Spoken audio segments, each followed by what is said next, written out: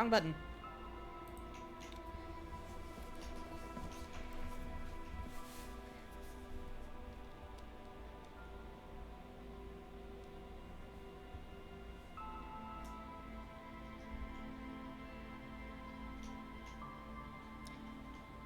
I know I should probably start these things with a little, I don't know, 15-minute let people get into the room type deal.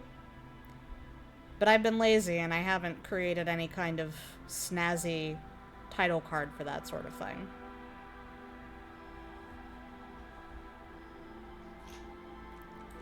Let's maybe drop... Whoa! I didn't want to drop the music that hard. Damn. But anyway, here we are. Welcome. Someone asked me if I would play Disco Elysium. And I said, sure, why not? I've never played this. I'm relatively familiar with it, but I've never played it before. So we're gonna see how this goes. Always feel free to suggest games to me, by the way. And of course, in any kind of RPG, this is always the most important part. Let's see. Extremely intelligent, very bad with people, knows interesting facts, comes up with original ideas.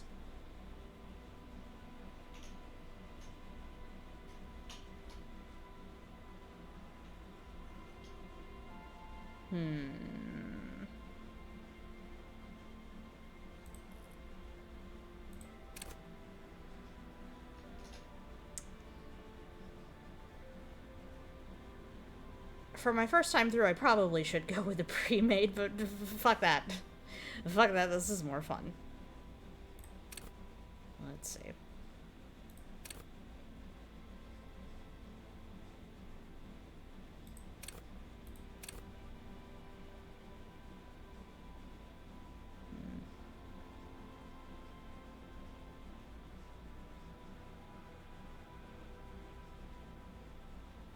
Well, you know, since well, sensitive, I do want him to be at least a little bit smart, so maybe something along the lines of sensitive, but just drop his physique a little bit. Yeah, let's do that. So, drop physique.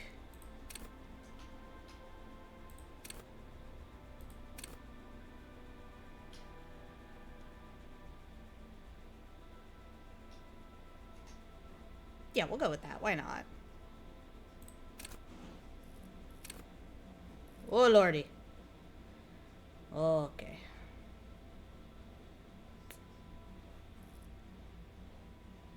Intellectual power.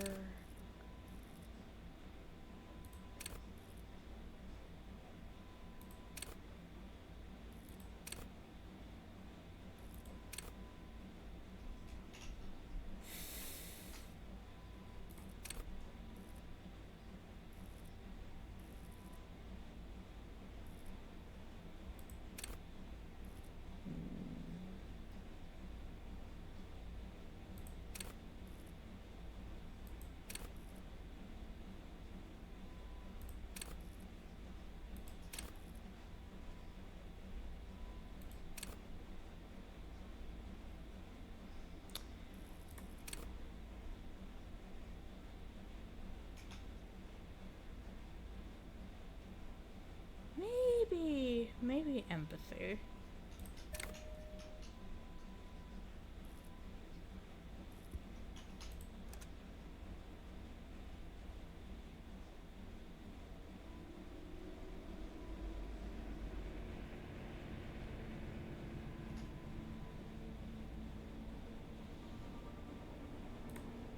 There is nothing, only warm primordial blackness. Your conscious ferments in it, no larger than a single grain of malt. You don't have to do anything anymore. ever. Never, ever. Never, ever, ever, baby. An inordinate amount of time passes. It is utterly void of struggle. No ex-wives are contained within it. What was that about the X something? An awareness creeps up on you. A mass lies hidden in your dead angle, soaking in some lurid acidic source. It's bloated and shameful of all of me surrounding you. This is a terrible line of questioning, and it will only lead to more awareness of the meat thing. Nah, I wanted to know about the X something. Ex-love, ex-tenderness. It is foolish of you to resurface to the loss. Not after all the damage you've suffered to get here. Some of it irreversible. Stay. Sail with me through the abyss of pelagic zone.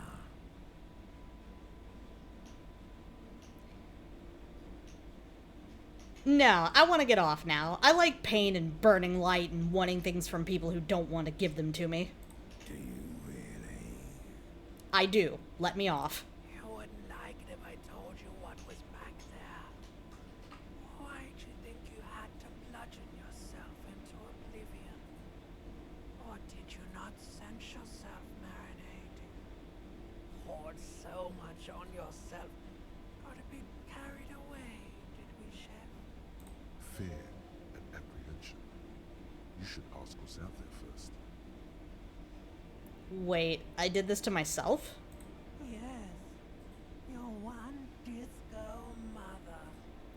Tell me, what's waiting for me? There's this giant ball there. An evil ape. And the evil apes are juking it out on the ball. You're one of them. It's basically all just evil apes juking it out on a giant ball. How small are the apes? Infinitesimally small. How big is the ball? You can't even make out it's a ball when you're juking it out. It's that large. And this duking it out, I keep hearing about. What's that? Vying for resources. It's just a stupid expression you picked up somewhere. The part of the presentation you want to take home with you is this. You have to beat the other evil apes in the face. Or you lose. That's sad. Yes, it is. And you drowned in that sadness a long time ago. What do you mean, drowned? You lost.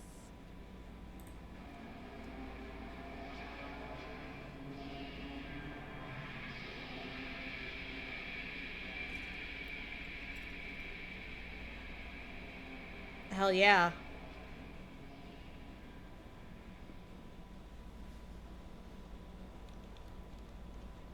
Oh, look at me.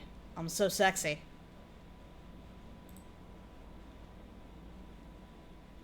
Oh god. This magnum-sized bottle of Commodore Red is empty.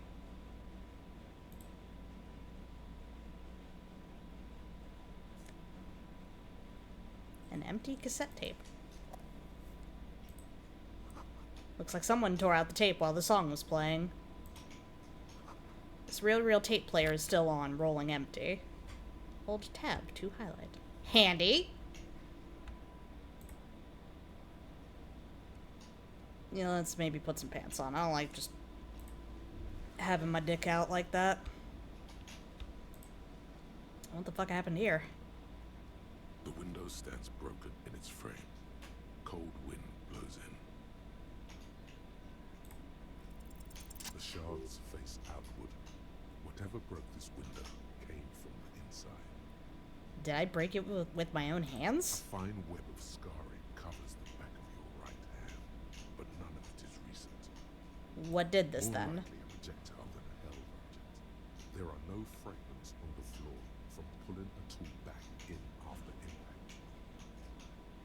Let's assess the size of the It impact. is too large for a bullet, yet too small for a piece of furniture. You're looking for something heavy and larger than your fist. Like the green shoe that's on the hat rack in the corner, which, coincidentally, is missing its friend. Congratulations, you smashed the window with your own shoe. Now you only have one. If you're lucky, you can still find the other on the balcony outside. The door to it should be outside your room. I should go get that shoe. Cool wind gushes in. Your toes curl up from the cold. I gotta rescue my shoes. Well, my singular shoe. Let's put my jacket on. Oh, closed. Disco ass blazer. You hear a jingle. Keys are clinking in the pocket of your flare-cut pants. Let's fish them out. Says, whirling in rags on the aluminium key. There is a single key on the ring. The number 1 is etched on it. It should open the door. Neat. Huh.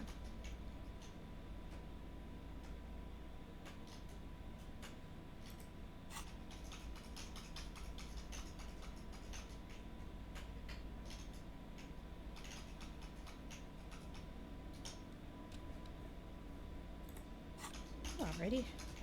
This fan has 2 chamber switches. One ends in a tiny fan, the other in a light bulb. A truly horrific necktie has somehow attached itself to one of the plates. Or has it been consigned there as punishment? You feel as though this creature is your friend and wants to reattach itself to your neck so that you may continue your adventures together in this strange world.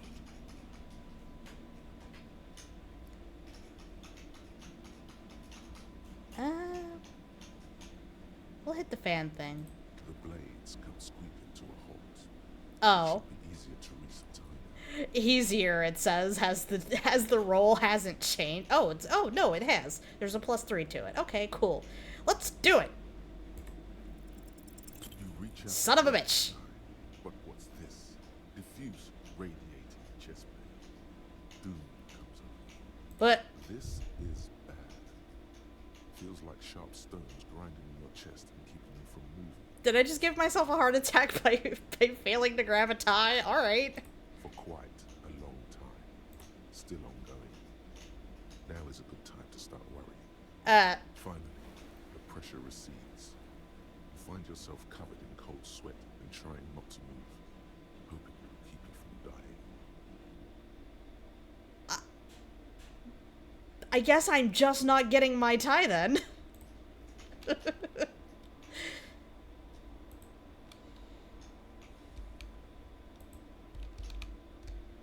Oh, there is in fact arrow movement. Good to know.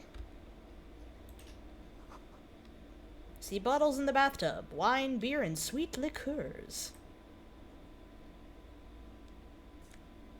Well, I can at least get my shirt. Okay, there we go. Took a couple tries, but we got it.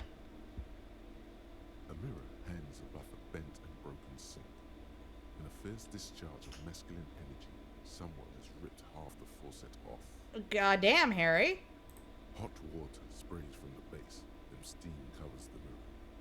You cannot see yourself, just the outline of a man. Suddenly, you realize you have no memory of the face that awaits you there, underneath the soft vapor. Let's wipe the mirror. As you slowly reach your hand towards the surface of the mirror. Abort. You clearly have not thought this through. You won't like what you see there, and you will never unbecome it. Maybe I should touch it first, make sure there's nothing wrong with my Yeah. face. There is definitely something wrong with it. What? What's wrong? Where to even begin? There is the bloatedness, then the swollenness. It's like there's an upholstery of alcohol underneath your skin. Oh. I'm sorry. Chew on. Your nose feels like a small balloon in the middle of your face. It hurts when you honk it. It doesn't appear to be a particularly tiny nose either. Not with all the drinks it's absorbed for you. At least my tongue is okay. It's not. It's swollen and snail-like, wriggling between your fingers. Fuck it. We're going for it. Wipe the mirror. Behold, Ow. Absolutely atrocious. you have no idea who this thing is, do you? This is the face of a late-stage alcoholic. Too late. You clearly have rigor mortis on your face. Oh wait, is that an expression? Are you trying to make an expression with that face? Why? I have no idea why it's there. It just is. Please stop. It's horrible. You're scaring yourself. No! You can't, can you? It's like it's not even voluntary anymore. You've worn that grin into your face, and now it won't come off. What does it even mean? What is the emotion you're trying to convey?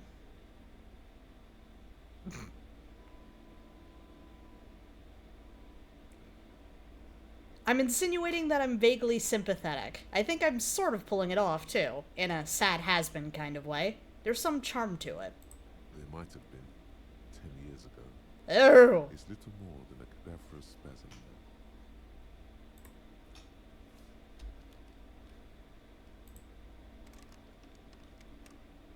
now. Oh, a locked mystery door. Or, I guess we, is this a shared bathroom? Awful.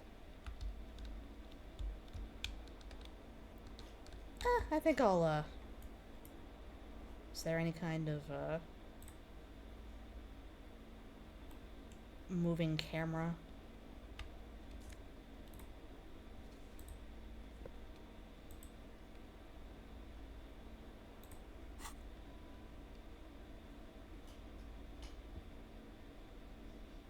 Oh. I see people do not enjoy my shirt. That's good to know.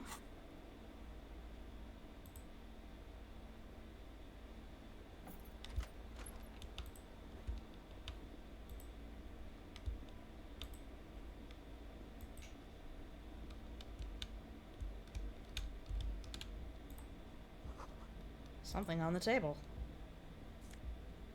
Money. Sure.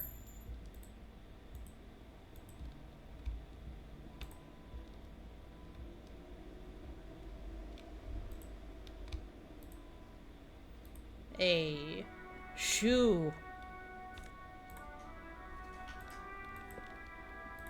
There they both are. Two identical shoes, both copiously green and indiscriminately snakeskin, reunited on your feet, like two baby crocodiles. How do they fit? Good, they're balanced, comfy. Feels like the only good thing about you right now, truth be told.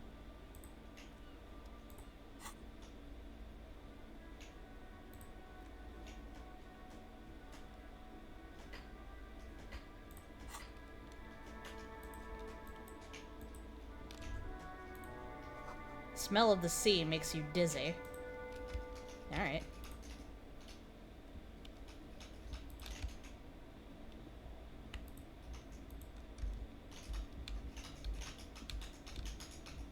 Hello, officer. Hi, ma'am. The young woman raises a cigarette to her lips. Her eyes are brown and her face is speckled with birthmarks. She can't be more than 28. Officer. Am I military personnel? No. There's only one solution to this. You're a businessman. Wait, I know. I'm a businessman. With a business plan. I'm gonna make you money in business land. Chief Executive Officer, right? The young woman shakes her head slowly. Okay, Chief Technical No. Officer? You're a police officer, sir. You're shitting me. I'm not. Unless you've been shitting us all this time. You've been here for 3 days. On official police business, no less. What business is that? Couldn't say. In truth, so far, mostly drinking. Who in their right mind would let me be an officer of the law? Don't be so harsh on yourself. let almost anyone be a police officer. A glib remark. Don't let it stand. Assert yourself. Sure. Actually, I can see why they would entrust me with the law. I have the right character. Fondness for contradictory statements. No, I had thrown my shoe out of the window. I deduced this from the direction of the shards. Extraordinary. Why don't I remember being a cop or anything else? Could it be because of the drinking? You know what? Fair. Alright, we're gonna leave. Of course. Be careful, officer. They don't like the police around here. Something stirs in you as she's about to go. Call it an instinct, a need. The need to ask questions. It's like you said the words a million times before. She looks back at you, a light glinting off her eyes. Before you go, I have some questions for you. Yes. Let's see. What is it that they have against the police The here? dock workers are pretty cocky. They think they're police enough. At least here on the coast. I can't say about the rest of the city. Where exactly is here? Where am I? You're in a hostel, sir. No, where are we? Where in the world? We are in Revachol. Revachol is the disgraced former capital of the world, divided into zones of control under foreign occupation. Half a century after a failed world revolution, she is central to our moment in time.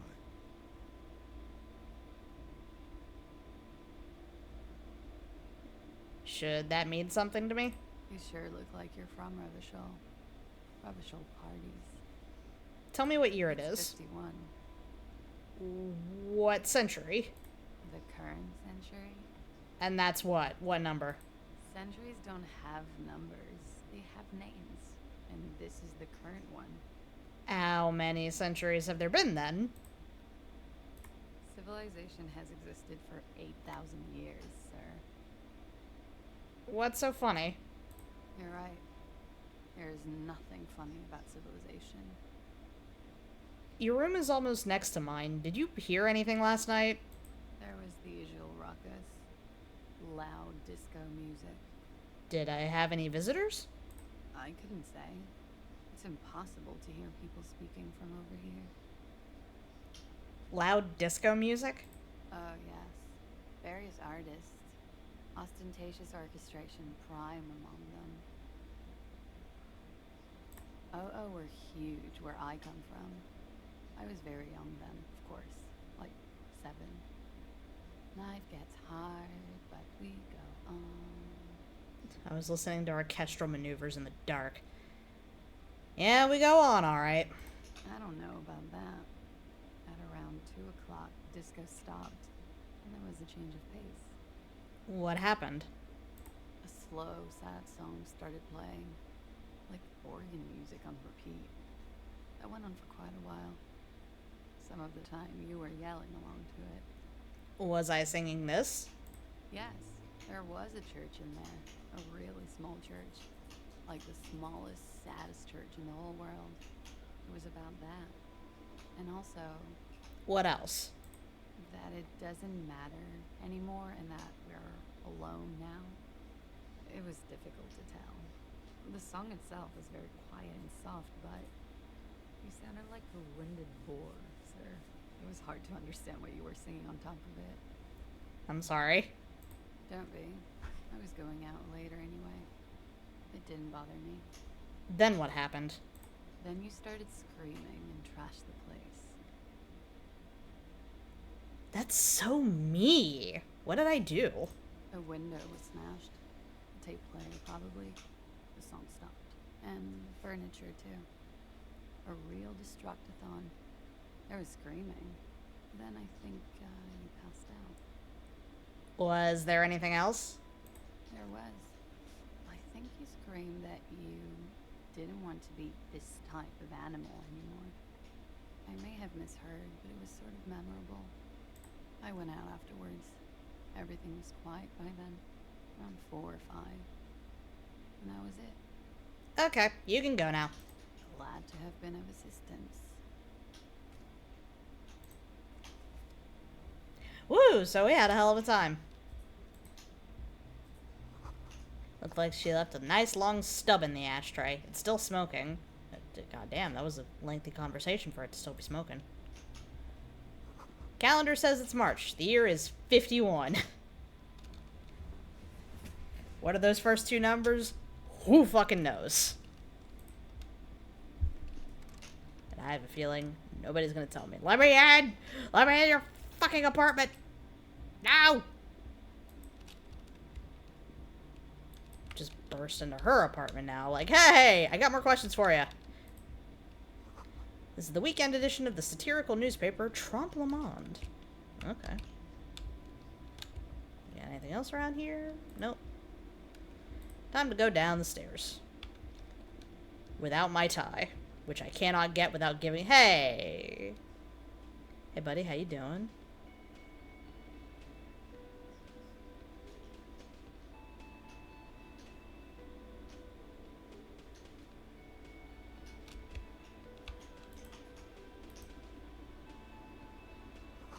This is where the lyrics would be.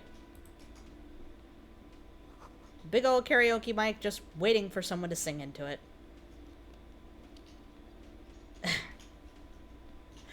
Well, let's see if I also reach that kind of decision about Kim Kitsuragi. To my knowledge, quite a few people want Kim Kitsuragi carnally and emotionally. Speakers connected to the radio. The music is seasoned with static. You should totally sing karaoke here. The first chance you get. Your emotions need to be expressed. People need to know your vast, oceanic soul. My soul's cubic content is obscured by the hangover. Of course, at this point, precise measurements of your soul can only be performed from the outside. It needs to be heard. Through a PA system.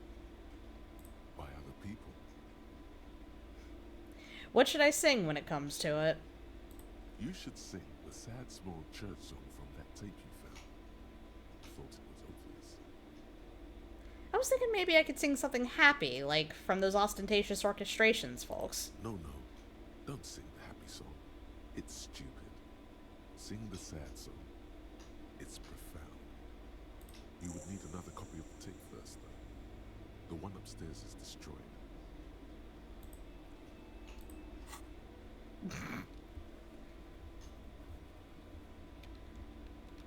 I demand that we do karaoke. It is an important part of my day. It needs to be done.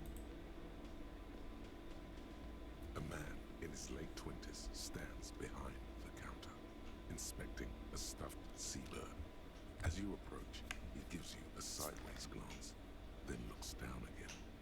That was disdain in his eyes. Even now he's purposely ignoring you. Something tells me you don't like me. Oh no, you're a hero. A real hero. Could the massive property damage upstairs have anything to do with this? You're being sarcastic. Am I? Or did you ride in, take the body down, solve the murder, and not trash my hostel room? Oh my god, I did all those things? No, you see, actually, you didn't. You haven't done anything even remotely useful since you got here. What have I been doing then? Have you seen me around? No, I haven't seen you around. I'm not always here. Let's look at the stuffed bird. A competent work of taxidermy. The white and brown seabird lies among piles of coasters and drying muds. One of its wings broken. The man is trying to mend it. Man, why couldn't I have been born with a voice like this? Just... 4 whole testicles in that base. It's incredible. Looks like the bird was ripped off the shield that was used to mount it.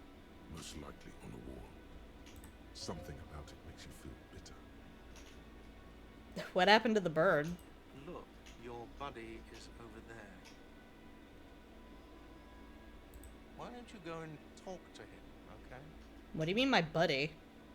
He pretends not to hear you, concentrating on the bird instead.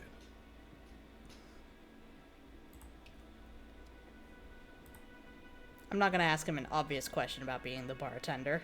I'm not that dumb, damn it. The menu has been wiped clean. Only the word Monday is written on it. This is a water cooler. A large bubble is rising to the surface. Sure. Cool. Let's get some drugs.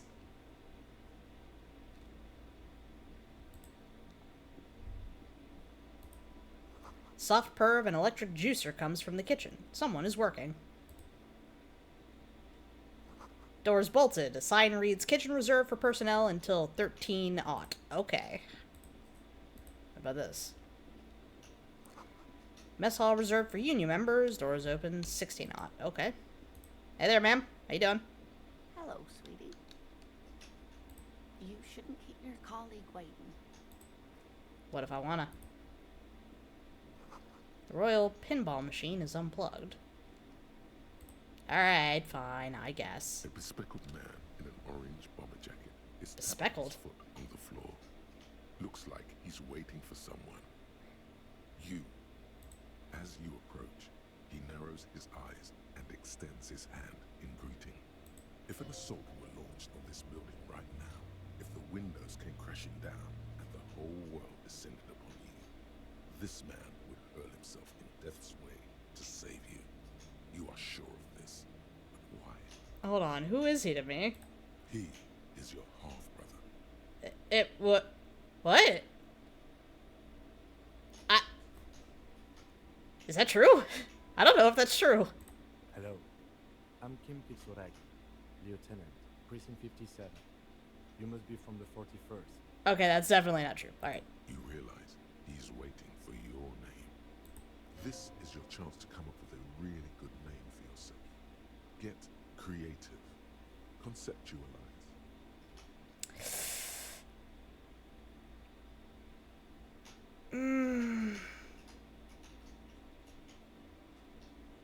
Alright. Concentrate. Hey. Squint your eyes.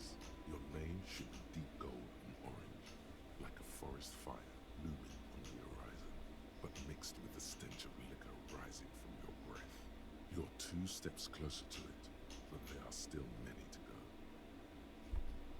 It is not yet time. Okay then. Mr. Kim Kitsuragi, I want to preface this whole adventure by saying I'm sorry. I'm sorry for everything that you are very apparently in for. It looks like we had a little scheduling error on Sunday. Saturday too, actually. Have you had time to talk to the manager here?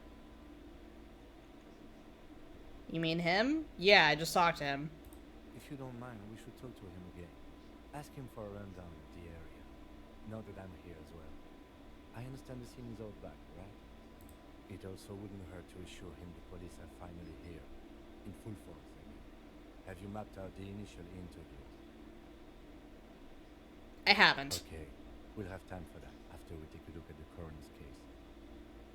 Have you removed the dead body from the tree? No. So, the body is still in the tree. This is the first time you detect a weariness in the lieutenant's voice. It is obvious he would have preferred for the body to no longer be in the tree. Where it has been hanging for 7 days straight. We should go there as soon as we are done talking to the owner. But I can't remember anything. I can see you drank last night and the night before, and that you are still drunk now. But I have seen officers go through worse. Much worse. Oh, I see. If you need something for your headache, there is a general store nearby. But as I said, the dead body should be our #1 concern. Yep, alright, let's get going. After you, officer. If you're about to embark on an investigation, shouldn't you have a badge? Wait, shouldn't I have a badge or something? You mean you don't have a badge? It wasn't on me when I woke up. Losing your identification card is a serious matter. My vehicle has a shortwave. You can use it to report your badge missing. I advise you to try to locate it as quickly as possible. but getting the body down should still take precedence. Lieutenant Kitsuragi is now in your party. You can talk to him whenever by interacting with him. Da da da da.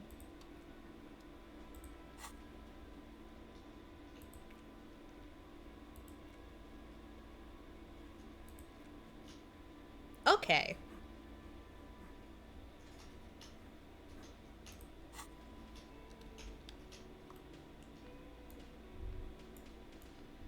Oh, that's neat. You can also highlight with right click.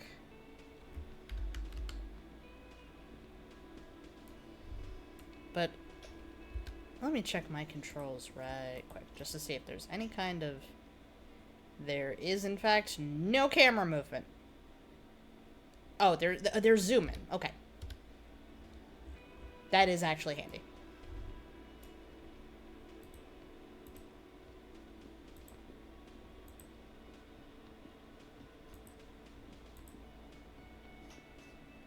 Summer door closed for the winter. The summer door. Okay. The man with the unimpressive beard notices you approaching. He drops the ledger he was holding and turns to the lieutenant. Mr. Gart, right? You run this place. Yes. I am Kim Kitsuragi from Precinct 57. This is an inter-district investigation, so joining me from Precinct 41...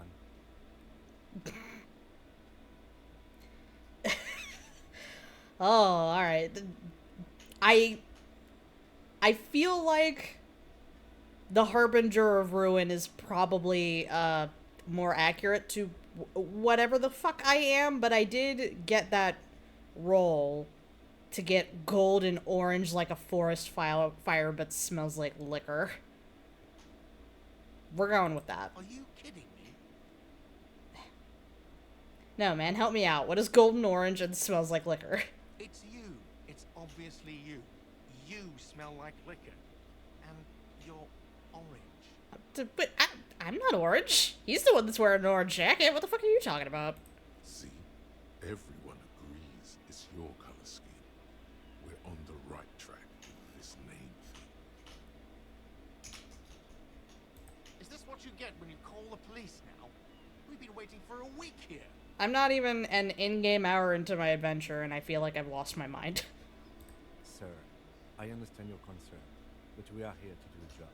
And for us to do it, I need you to stay calm. Yes, of course. I don't think he's gonna be able to stay calm when I'm around. For a moment, the man fidgets under the lieutenant's gaze. Then Oh, thank you, Kim. I know it took us a while to arrive at the scene, but it also took you a while to call us. It was you who placed the call, correct? No, I only just got here. It was probably Sylvie who called you. She usually works the bar here. I'm only temporarily taking over her duties. Do you have her number? As a matter of fact, I do. You said you just got here. From where? Are you a local? What, of Martinez? No, I live in Jamrock. I only sometimes come here to keep an eye on the place. This is just one of the many, many cafeterias I manage. But you still know your way around, yes? In case we need directions. Yes, I know where some things are, but as I said, I don't live here. I just used to work here. And I'm not going to start working here again, if that's what you think. I didn't imply that. Detective, Yes? I have everything. You? Oh, you mean do I have questions? Yes, yes. He means, do you have questions for me, like a police officer would? Where exactly is the body? Behind this building, there's a courtyard. They hoisted him up on a tree there. And how do we get there then? That's easy. See that door there? First you exit through that. Then to your right, you should see a big hole in the fence. A really big one. You can get to the courtyard through there. No need for the keys. The hole is big enough for the Franco-Nigerian cavalry to fit through. An important additional question is, why is there no easier way to get to this place? does he want you to feel guilty of making that hole? Who killed him? I don't know who killed him. I'm not the police. That's your job. I'm not going to ask if he killed him. The lieutenant turns the page in the little notebook he's been scribbling in. Why did Sylvie go away? She went away because none of your business. Fine. Extra fine. That's it. Not so fast. You owe me 130 real. What's real? Oh, excuse me. You owe me 130 real. The IIR, or Inter-Isolary Real, is the global reserve currency. Whatever part of the world you're in right now, it's safe to assume he means you owe him some money. Ah, I understand. You mean I owe you money. Wow, you're a genius. Yes, that's right. Money. You owe this establishment 130 real. But what exactly is money? Now, what do I owe this place for? Let's see. 3 nights at a tariff of 20 real comes to 60 real. Then there's the window you annihilated. The hole in the window was the first thing I saw when I came to work. So don't try to tell me you didn't. That will be 40 real in damages. Another thing you've annihilated is half the bar. You've run a tab of 30 real. Actually more, but we'll round it down to 30 for your hard work maintaining the stability and order of Revachol. That's 60 plus 40 plus 30 equals 130 real. And yes, real is still money. I don't have a way of getting out of this. My only options are, but what exactly is money and you're under arrest? Well, obviously we're going with number 2. What are you, a philosopher? Since I woke up, I have trouble remembering even the most basic concepts of reality. Money is what grown-up people use to pay for things. Things like this hostel room, or 8 bottles of potent blend, and 9 packs of Royal Extra. We use it for everything, really. Is this money? Yes, it is. That's 10 plus 10 plus 20 equals 40. I'm now down to 90, right? No, you see, that's 40 cents. Cents are a form of currency 100 times smaller than the real. I'm not even going to take this. Come back when you have 130 real. Okay. He stands silently, looking at the coppers on the counter. Isn't it evil? The order of magnitude between what is asked of a person and what they have. Why is this my response? To just say, darkness rides! You know what? I can't not. I can't be a sane individual right now. Darkness does indeed ride. It does, doesn't it? There's a shuffle of nylon as Lieutenant Kitsuragi looks for something in the pockets of his orange bomber. That's cop 4. I haven't offered to pay because I don't have any money either. What happens now? I'm sorry, but he has to pay. I can't let him stay here any longer if he doesn't. If he doesn't have the money by tonight, then... Officer, maybe you are better off working this from home for now. You live in Jamrock, right? It's not that far away. I'll see what I can do. I'm sorry I couldn't help more. You should take this up with your station. I have a shortwave radio in my car, okay? We have to get this investigation started now. Good luck. By the way, where is home? The address is coming up blank, and this place sure isn't it. Do I even have one? But you've been at this hostel cafeteria for only 3 nights. Where were you before? You had to be somewhere. Up on Marvel Hill. Why did you say that? These are just synapses firing. Doesn't mean anything. I'd say the name must have some meaning for me. The old thesaurus comes up empty. Maybe you should ask the lieutenant. Lieutenant Kitsuragi, do you know a place called Marvel Hill? No. But isn't that an expression, not a place? An expression? A saying. Up on Marvel Hill, a great high place. One that is impossible to climb back to. That doesn't sound like somewhere you can stay if you run out of money. I'll live in the dumpster. I don't care. Fuck everything. Hobo cop. Now, Can I trace the way back somehow? To the exact street, the exact number on the building? You can try. Run some addresses in your head when you get the time. Maybe a street or an apartment will appear. Mama didn't raise a quitter. Alright, what the hell is this? Temporary research bonus. Factual memory returns. Research time, 6 hours, 5 minutes. Let's rewind. Let's trace your drunken steps back home. Jump across the raised channel bridge southwest of here. Fall over. Get up. Get off the asphalt in 20 minutes. Shuffle your feet through courtyards, scaring little children. Go under the great raised motor tract, the 881, until you reach Le Domaine Eminent in North Jamrock. The streets are frozen this time of year, caked with ice. Walk down Main to Perdition. There's a side alley there and your footprints in the mud. Sure. I don't know what we're doing, but we're doing it. Let's see. Call Sylvie using Kim's shortwave to ask whether she made the call.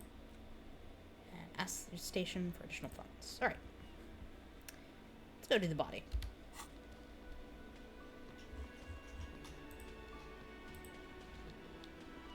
Come along, Kim. We're off to adventure. You got anything to say, ma'am? Hello, sweetie. Wait, who's Sweetie? Who's Sweetie? Why, you are, officer. Maybe I am. And have you found anyone to be sweet to? I had once, but then I lost her. What was with that fucking... Don't judge me, Gabe. Fuck you. Stop winking. I see you are still grieving. Well, I won't pry. You must forgive me. I'm getting so scatterbrained. I completely forgot to introduce myself.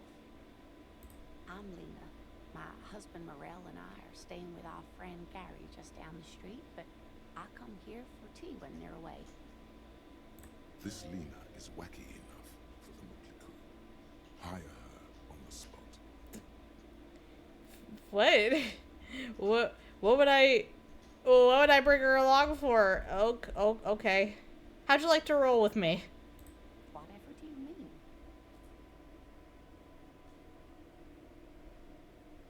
I want you to be my wheelchaired partner in fighting crime, ridding backyards of corpses, catching sequence killers.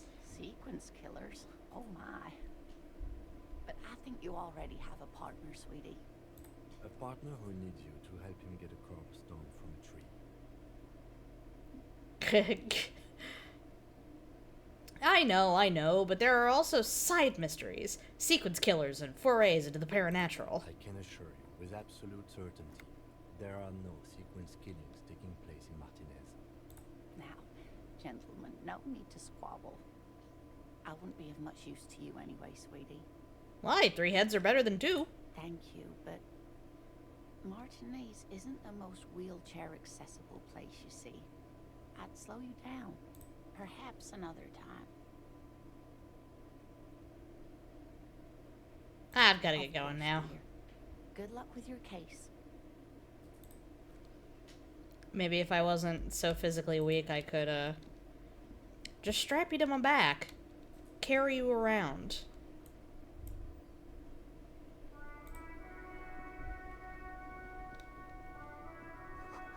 A heap of snow melts in this wheelbarrow.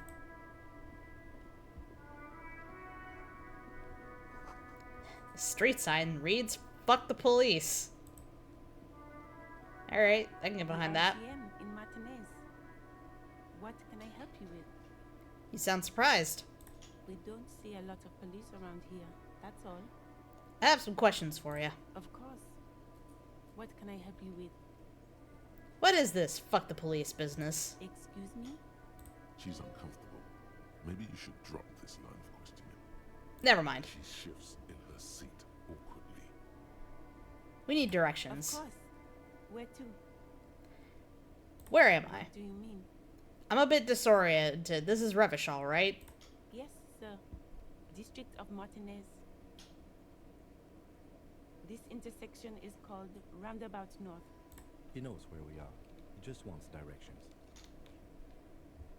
What's up in the north? The pier The Cape-side apartment buildings, some more tenements. Not a lot, really. In the east. The harbor gate, some kind of commotion, I think. I don't follow the local politics. A fleet store, too. Why are there two T's, or three T's in that? Some shops and a bridge. The canal bridge leads to the coast, but it's broken, I think. Some kind of accident, probably. What is on the other side of the canal? Just coast. There's a little fishing village there, and a fish market. But that got closed down ages ago. Head to the west! It's just water. No, actually, I think they call it the Martinez Inlet. There are some islands in the bay, but they're hard to reach. I'm looking for a dead body. Oh, that's right there, in the yard. She's relieved someone has come for it. Finally. Thanks, that's all for now. No problem. Who are you? Me? I am just a gardener. Cool. What are you doing here? I am working. Working on what? I have a greenhouse in the yard there. I've been trying to get some work done. There's discomfort. She stops mid-sentence. Go on, it's okay. As you already know, there's a corpse there, hanging from a tree. It smells pretty bad, so I have to take breaks. Don't worry, miss. We are here to clean it up. You can get to work soon. I gotta Of go. course. I won't hold you back. Her gloves. You get the feeling that you need them. You have a dead body to deal with after all. One more thing. Can I borrow your gloves? Sure, keep them. I have another pair. Thank you.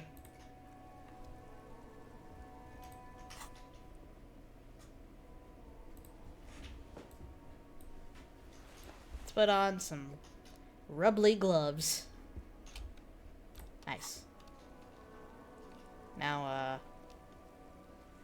the only question is... which way is north? Oh, that way's... there we go.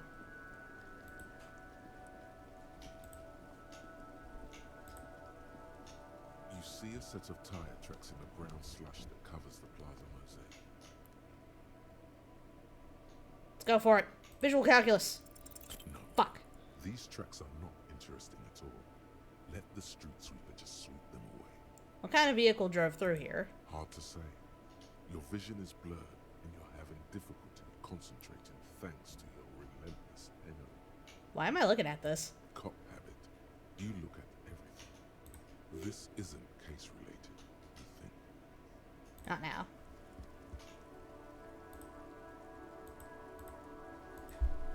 What this? Rue de Saint Ghislain 8B. There are bottles inside. You could pick them up if you had a bag. But why? I don't think I need bottles. Unless I'm gonna be whipping them at people.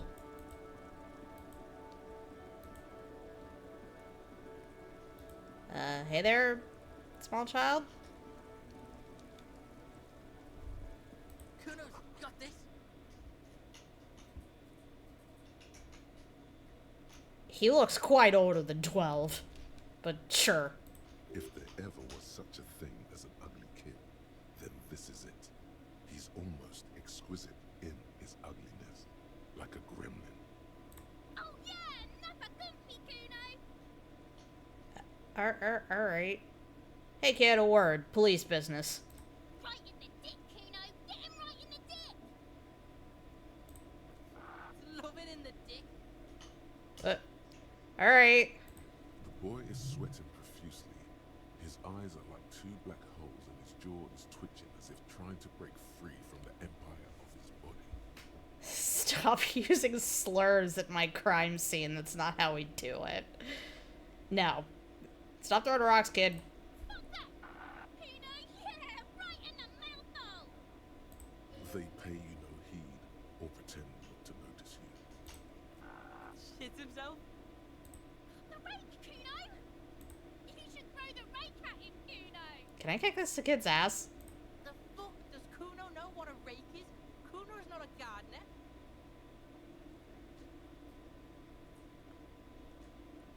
Look, I have questions for you. Entertain the Cuno. Show me what you got. What you got there? What you got, huh? Show me what you got. The body. What do you know about it? Shitload pig. What's your question? Don't tell the pig shit, Cuno. Kim, help me out here. What do we want to know? If I were to want to waste my time, which I do not, I would ask them who he is, how he got there, and the usual. Have you seen anyone suspicious around? Just a couple of pigs sniffing around in the dirt. That seems pretty fucking suspicious to Cuno. Yeah, you tell the faggoty, Cuno. Do you know who he was? Cuno's fuck him. Cuno uses the fuck him for target practice. Do you know how it got up there? Probably climbed. Cuno was busy down the road when that shit went down. So you didn't see it happening? You heard Cuno. Cuno wasn't even in Martinez. Cuno wasn't in Revachol. Cuno wasn't regional. Oh, okay. Where did you go then? I don't know. Some fucking Mesk or I don't know.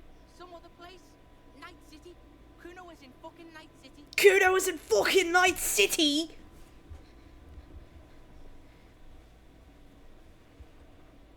Oh fuck! He's a fucking samurai! There is no Night City anywhere. That sounds like the name of a city in some pulp science fiction novel. It's a fictional city name. Night City doesn't exist. Why you gotta be riding Cuno's ass? You haven't been where Cuno's been. You haven't been in Cuno's head. I would happily be in your head, cracking it with my fucking crocodile skin boots. You wanna know where Cuno was? You wanna know what Cuno's been fucking up to? Don't tell him that, Cuno. It's lame. It's not fucking lame. Cuno's building Cuno's City. Night City. Rage City. The City of Rage. That's it. And it's not lame. Lame. That's the name of Cuno City, bitch. Get the fuck off Cuno's back. This shit ain't about that. More on this later. Right now, let's talk about something else. You're testing Cuno's patience yet. Get lost. About the crime scene. You kids often play in this yard? Right, pigs. This is where Cuno plays with his little wooden choo-choo. What do you want with it? I might have questions later. Let's talk about something Yeah, else. whatever. Cuno doesn't give a shit. I gotta ask, who's Cuno? Cuno's Cuno, pig? So you refer to yourself in the third person.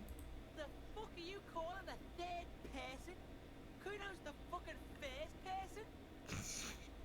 He looks slightly confused, but proud he came up with that retort. But right as he's getting distracted, you hear a malevolent hiss from behind the fence. Watch out, Cuno. He's trying to fiddle you. He's gonna put his hands on you. Help! Pig's got Cuno. Help! Ray! What? Hell! He's got the Cuno hell! I'm just gonna leave. Yeah? Get out of here before the Cuno beats the shit out of you. Yeah, that's right. Drag your fat ass out of here, fat boy, before Cuno fucks you. Don't listen. Just go. Yeah, let's just go. Oh, kid.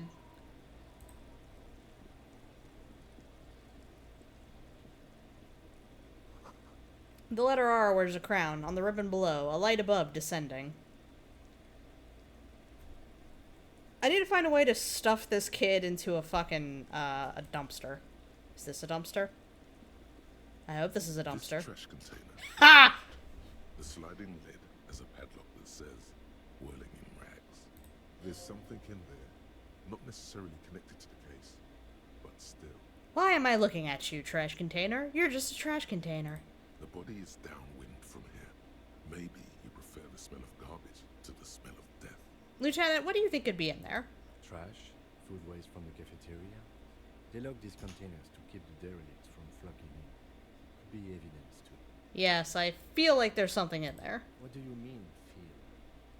It's just a hunch. Maybe someone threw something in here. Mm-hmm. How do we get the lock open? We could try using a pry bar. There's one in my motor carriage. Or, Lieutenant? Or we could ask for a key from the manager of the Whirling in Rags. He probably has one. Sick. Alright. I definitely can't use brute force because I've only got like 2 bodies, so we're gonna do this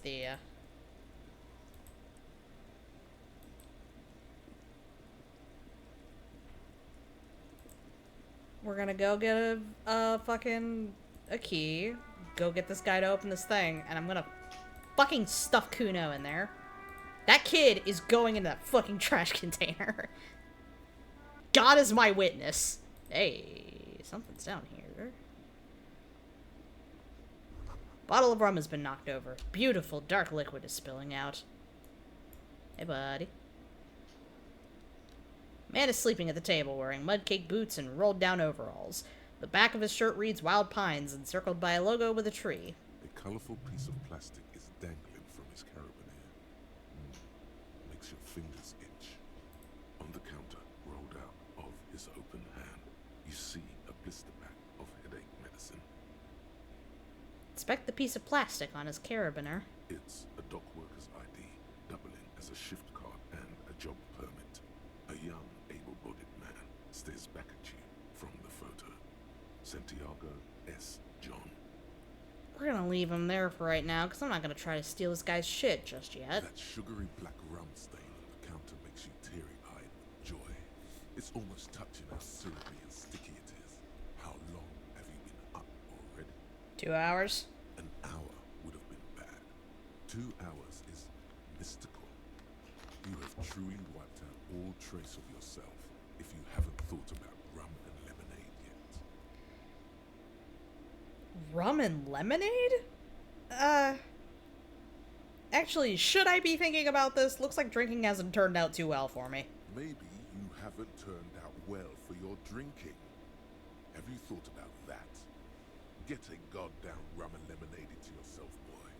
Or better yet, lick that stain off the counter. I'm going to be sane. We're gonna be good. We're gonna be a good, sane little boy and not lick that. What happened, man? You used to be cool. Go get your boring normal person drink then. Get your drink on and your act together. Brain, I don't know if I would call licking spilled rum off of a table to be cool.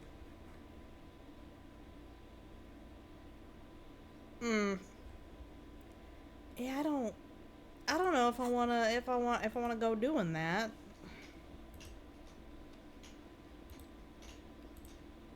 Considering that, you know, last time I drank, I completely blitzed my own memories.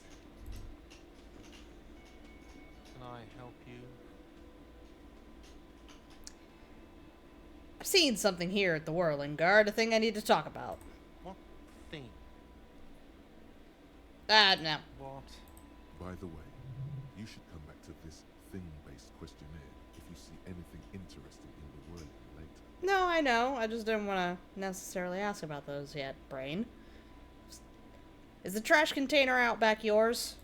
Mine? No, it belongs to the Whirling in Rags. Oh, this Thank you isn't... for clearing that up. Why do you keep the container locked? Why? To keep the hobos and drunks out. That's why. And the neighbors too. They put their trash there and they don't pay for the garbage company. I thought as much. And are you the only party with access to the trash container? Well, yes. Us and the garbage disposal company. It seems a little callous, doesn't it? Something stirs in you. I wonder what this feeling is. Prod at him and find out. Doesn't it seem callous to you, guarding even your leftovers from the poor? Callous? What are you? Kras Mazov? Almost all establishments in Revachol keep their trash locked. The Whirling in Rags is not special in that regard. Krasmazov, nom de guerre, was an economist and a historical materialist. He was a leading figure on the Grad side of the Centennial Revolution, where he headed the 9-day government. Mazov is considered the father of scientific communism, Mazovian thought, or Mazovianism. Yum yum, tell me more. He killed himself. I'm no Krasmazov. No one was implying you were, officer. Where were we? I need those keys. What do you need them for? I need to stuff a little kid inside them. Concerns the case. Please cooperate. Just bring them back once you're done, please. Don't worry. I promise I will. Once I'm done locking a small child inside of there.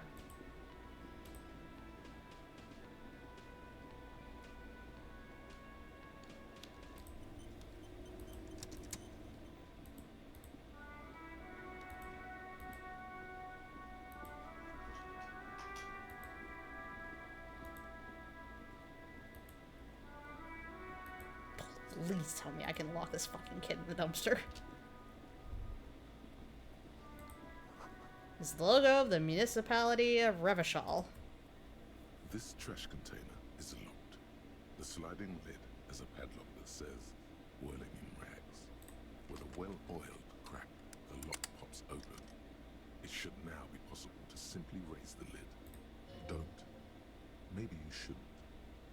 Didn't I just have a premonition that there's something in there? There is, but you won't like it. Sweat forms on your brow.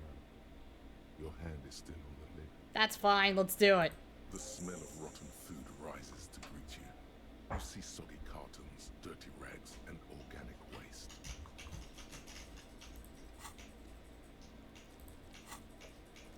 We're just in time. This hasn't been empty for a week. Let's look under the boxes of carton. You see milk and egg rest with one broken egg in it. Some pasta wrapper. Picking up the soggy packages somehow feels familiar. You've done this before.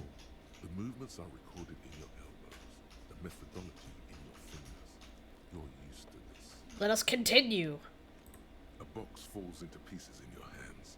Batiste Soleil cereal. There are plastic pasta packages below. And turbo noodles. Nothing of note, however. Turbo noodles sound kind of sick. Pick the rags. Among the threadbare kitchen towels, something catches your eye. A pair of denim trousers. Yeah, sure. As the legs of the slime-covered jeans begin to unspool from the garbage, a rank corpse smell fills the air. Oh god. The victim's clothes? Cadaverine odor is faint. If these belong to the deceased, they were removed when he was still in the early stages of decay. Drop them in here, officer. Nice. Guitar mark, blue jeans. Pocket. Empty. Or empty. He wore them with a belt, too. A white belt. The loops appear stretched, but the belt is missing. That's it. Do you see anything else in there? I have another bag here. Something slimy catches your eye. Let's go for it. A drab, long-sleeved shirt, olive-colored, appears from the food waste, dripping with pus. Oh. Awful. This is a military type overgarment. No label or serial number. This is the kind of red-knit shirt that's worn over light armor to conceal it in an urban scenario. Anything more? Why is it covered in pus, though? The rest of the rags are just kitchen variety waste.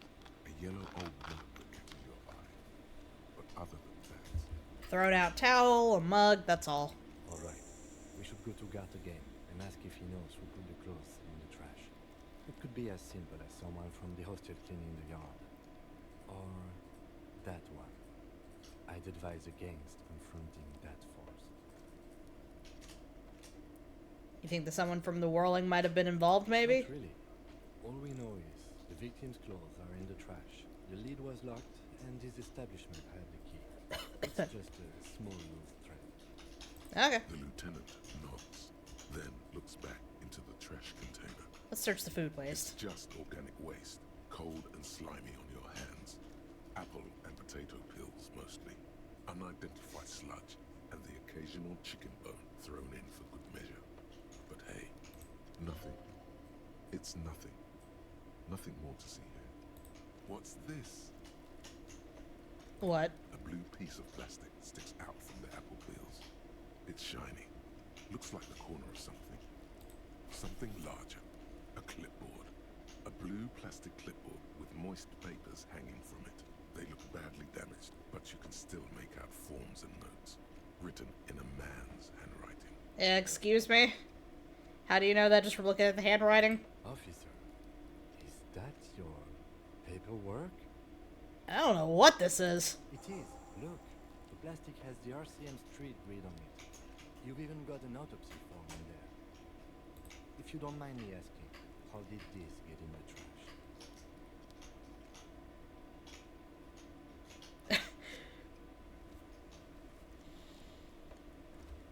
I think I didn't want to be a cop anymore, so I threw it away.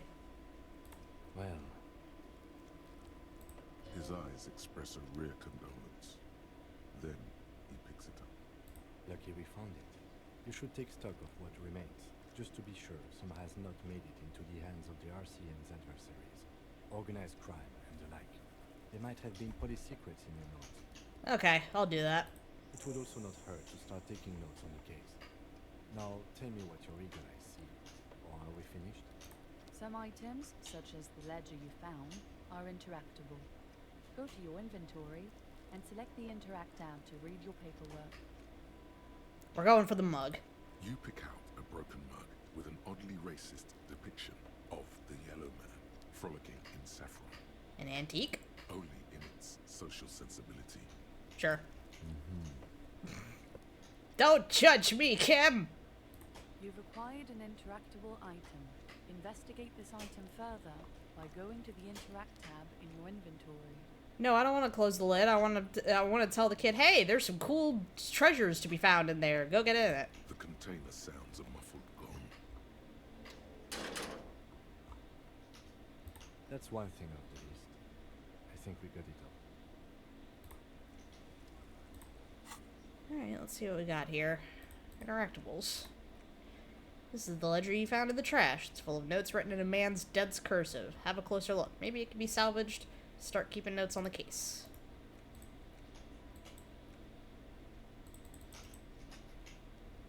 So, how do I actually interact with it? Use interact button in inventory to inspect the book.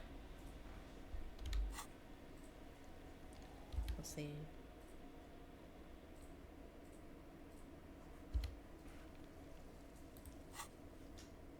So, who put the clothes in the trash, and read your ledger and name the case.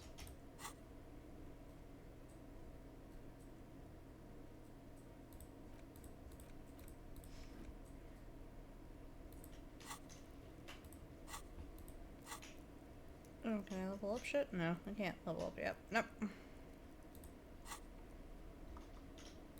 It's the legend. That's a whole ass button. A pitiful cabbage of white and yellow papers hanging from plastic board, barely held together by a metal clip. This sad display is made complete by the faint smell of urinal cleaner. Cool, awful. Anything else? There's a piece of toilet paper, or is it cleaning tissue? No, it's toilet paper, desperately sticking to the back of the blue plastic clipboard. It's a metaphor for you. Thank you. Thank you, narrator. Below the pathetics, terror. Do not look into its blue heart. Howdy, welcome. Let's inspect the toilet paper. It's just toilet paper sticking to the back of the plastic clipboard. You can take it off if you want. Yeah, we'll go ahead and take it off. We need to clean this thing. Still wet. The toilet paper peels off the plastic. Why did I get experience for that? Your finger and voila, the ledger now looks marginally better. Let's inspect the clip. An aluminium block runs the width of the board, biting down on the paperwork. Its crocodile teeth are the only thing keeping the papers together. A regular pencil, the tip worn down to nothing, has been attached to the clip. Let's run my finger across it. The surface is interrupted by a silvery sticker. It's rectangular, sparkling with iridescence. You don't know how you didn't notice it before. Hey, Lieutenant, what's this? What? That thing. It's a halogen watermark. We use it for adding information to RCM property. Interesting. What kind of information? It depends. Aside from an anti-counterfeiting stamp, mine has my station number and address. The information varies by date of issue. How many years you've been on the force, he's thinking. It'll have that. How can I read it? Any capable light with the right wavelength will do. Like, for example? All RCM vehicles have had lights designed to reveal halogen watermarks. Mine too. This means you can read the watermarks if you just turn the lights on. That's all. Thank you. Okay. while a bunch of sodden papers sag from the clipboard in your hand. It's a sorry sight. They're not exactly white. They're yellowed in patches by sunlight and alcohol, and covered in dense blue handwriting. Ink escapes into watercolor patterns, reaching its tendrils across entire pages. The paper itself is checkered, with faint red lines forming short paragraphs. Once in a while, there's a red stamp that exclaims, "Case files, commit to paper." The case files themselves are plenty. You count more than 100 sodden, crumpled up, earmarked pages falling apart in your hands. They appear to be sufficiently organized and extremely dense, if mostly illegible. What is in there? What are they about? Work, strife, poverty, the Jamrock Quarter. These are handwritten logs of investigations dating back to January 51, this year. The exact number is hard to estimate, due to missing pages and an odd naming convention. But there are at least 20, maybe 30 cases undertaken, not completed, mind you. It's the middle of March. You have attempted 2 cases a week on average. Is 2 cases a week a good caseload, Lieutenant? Huh? 2 complex cases to undertake is a lot, yes. You really have to push yourself.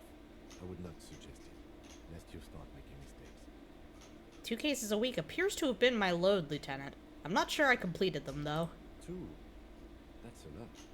I didn't mean to say you are making mistakes, by the way. It was presumptuous of me. I'm sure I made plenty of mistakes. It's okay. We all make mistakes. God knows I've made my share. He tries not to think of them. Like a fan of gills, the checkered papers dry in your hand. The handwriting is extremely dense, if mostly illegible. There was mention of a naming convention here? Yes, it appears you employ a, shall we say, robust yet literary system. Each investigation has its case number written on the margins. Yet, still more tellingly, most are accompanied by a name. A title, one might say even. One that draws inspiration from snoop fiction and vespertine cop show staples. Oh my, and they're written in capital letters, too. Yes, all caps. One is called The Next World Mural. Another, The Square Bullet Hole Murders. Another yet, The Unsolvable Case. More? Others appear more light-hearted. The guys on a couch in an unexpected location, and the murder at the hookah parlor. Even the rare article-free collapsing tenement. Murder features prominently throughout. It's going to take an effort to piece these case files together, but it can be done. Once you're done inspecting them up close. Kim, my cases appear to employ some kind of naming convention. You mean the alphanumeric? Officer, precinct, time of arrival at the scene? No, I mean a non-numeric one, with titles. Oh, you mean the titular? Yes, well, so do I. In our defense, almost everyone in the RCM does. Why is that? It's a holdover from the early days of the RCM, right after the revolution, when the organization had little idea how to do things. It persists in an unofficial capacity. Officers use these titles to refer to their work among themselves. I seem to have named a case The Square Bullet Hole Murders. Again, in your defense, I seem to have named one the man with the hole in his head. That was a real person. His death was real. Still, I named it that, to amuse myself. I pray his loved ones never find out. What happened to him? Rail spiked through the head. He died. It was a workplace accident. I have to open an official case. Is there room? There is, for precisely one more. 15 pages near the end remain untouched by the damage. The checkered grid forms a structure of passages, breaking the case into subtasks to accomplish. Commit to paper! Sadly, the ledger only comes with an old, worn-down lead pencil. It's unfitting of this monumental event. The ledger only comes with an old, worn-down lead pencil. It will do, barely. But Kim, do you have a pen? the lieutenant looks at his blue notebook. 2 fat, shiny pens hang from the binder, like large caliber bullets on an ammo belt. He is not really saying anything, just Can I have one? Know that I give this to you with resentment. With this beauty, commit to paper! The task you've completed flow out of the blue oblong pen in a brash freehand, uncannily similar to the rest of the letters. The wording comes easily. It's almost robotically simple. A language developed for mental rigor and simplicity. I promise I'll take care of your pen, Kim. Inspect the victim's body. Interview the cafeteria manager. It's not exactly poetry, but poetry would be out of place. A satisfying slash sounds across the paper. You're done, it seems to say. And you, and you. Things to be done, and things already done. The composition of reality. This is an extremely useful tool for a detective of the Citizens Militia. Now all that remains is to name the case. Lieutenant, have you by any chance named our case? No, Richard. Any ideas? The Hanged Man! Great. That's great. That's actually what I was thinking too. The Hanged Man. Good, strong name. We have a very good name for the case now. We've done something important today, folks. We've named this case. I'm going to start calling it the Hanged Man. It's good we sorted this out. You don't exactly close them, so much as distance yourself from the smelly papers. They're a little further from your nose now. Can I read the case files now? It's Fuck! proving to be harder than expected. You just don't have the intellectual rigor to patch the quilt back together. Try again later. Damn it. In the back, you see thin, translucent copy paper.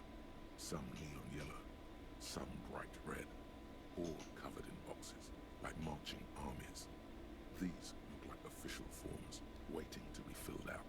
Then rip them from the binder and hand them out, according to type of form. Let's go ahead and see what we got here.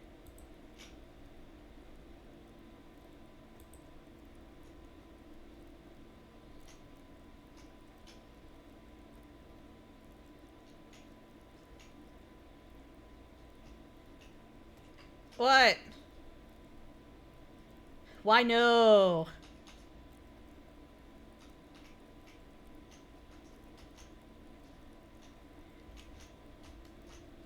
Oh. I'm sorry. If it's any consolation, I'll probably be at this for a little while, so, you know, maybe you'll be back before it's over. Plus, I'll have VODs, I promise. Let's go ahead and level that up. Why not? I am so empathetic. What types of forms are there? 3. The topmost are misconduct fines. The middle ones are station calls. And the bottommost are field autopsy forms. Each is easy enough to make sense of. You don't have to be an intellectual giant to do police work. Ha ha ha. Misconduct fine. Monetary penalization ranging from 20 to 250 real. Severe cases allow for 1,000 real, but that requires special paperwork. The details of issuing these fines are spread out over the rest of the fields. It's certainly a hell of a thing so far. I'm not, obviously not very deep into it, but I like that my main character is a raging loon. It's got such a very unique vibe to it. These are quite sinister in turn. They give a date and time for the person to appear at the specified precinct police station. Below the call are the criminal charges you risk by not appearing. Field autopsy! A dozen pages of thin copy paper, bright red in color. You see the parameters of a deceased human form, waiting to be filled in. Age, sex, condition of internal organs. Enough of these. Yes, all that remains now is to fill those forms and hand them to people. Fines for wrongdoers, interview requests for bad guys, and field autopsies to dead guys. See, Hank. Look, Hank was a big fat drunk, but he wasn't so drunk he completely blitzed the entirety of his memory, and now he's coming up with just bizarre fucking phrases on the fly. He doesn't look at a man and say "darkness rides" when he doesn't have money to pay for his bar tab. The rest of the stinking cellulose is much worse for wear.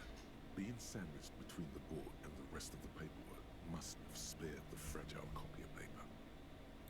It's made of dark blue plastic, hard enough to beat someone to submission with. The edges are rounded, however. The U4 size board feels thick and heavy in your hand. Light shimmers on its wet surface. On the back you see the embossed letters, RCM. I also like that I've spent an inordinate amount of time with this clipboard at this point. Blue. The blue heart. Don't look into it. But what if I want to look into the blue heart? Why not? Shake it. Something rattles inside, ever so lightly. Is there a hidden compartment? Let's look in. The plastic shimmers like lapis lazuli, but it is not see-through. You cannot see to its center. How would I open it? With your hands, U4-sized pages hang from the clip screwed to the top of the board. Give it a little sniff. Well, know what? Fuck it, let's try. Is Damn not it. what you end up doing. You squeeze the plastic to slide it open, but nothing happens. Then you bend it some, then crack it. The goddamn thing is stuck. Oh, okay. Let me crank this a little bit here then. The ledger quivers in your hand. As it shakes, the pages rustle. This pathetic mess suddenly afraid of you for some reason. Better? The acidic stench of rotting food is rubbed off on the cellulose. It now forms the base of the experience. This base surrounded by a faint air of spoiled meat, the stuff of death itself, and then sprinkled liberally with the citrus zest of toilet cleaner. Alright. Now let's interact with this mug. It's just a racist mug. What's there to read here? Not much. There's quite a lot to read into here, actually. Look at all that content. Oh boy, here we go. What are you going to say about a broken, tossed-away mug that you dug out of the garbage?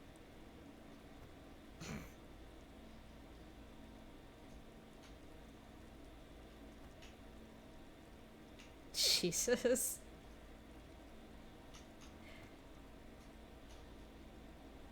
I'm going to push this into the face of every merchant I find and tell them this is your inane ideology. So again, you dug it out of the trash. Why? It wasn't going to offend anyone there. Why don't you just get back to your case? Don't judge me, game!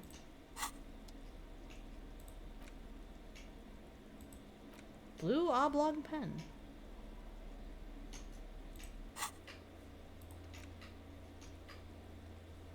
Get in front of Kinima's headlights to read the halogen watermarks on your ledger. This may yield some information about who you are. I don't think anybody can tell me who I am, but, you know. More importantly, how do I get this kid into this fucking trash can? Is there a,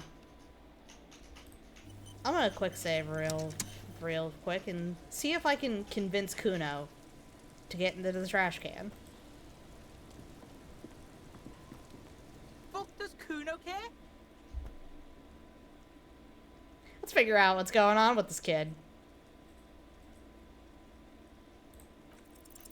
He's Son on of a your bitch. crime scene, bossing you around. And he's been here for some time too. This is where he hangs out. You have to get more out of him. He could be useful. Cuno, City of Rage, Night City. What's going on there? I'm intrigued. No! You told him about it and now he knows your name! not fucking lame. You are lame.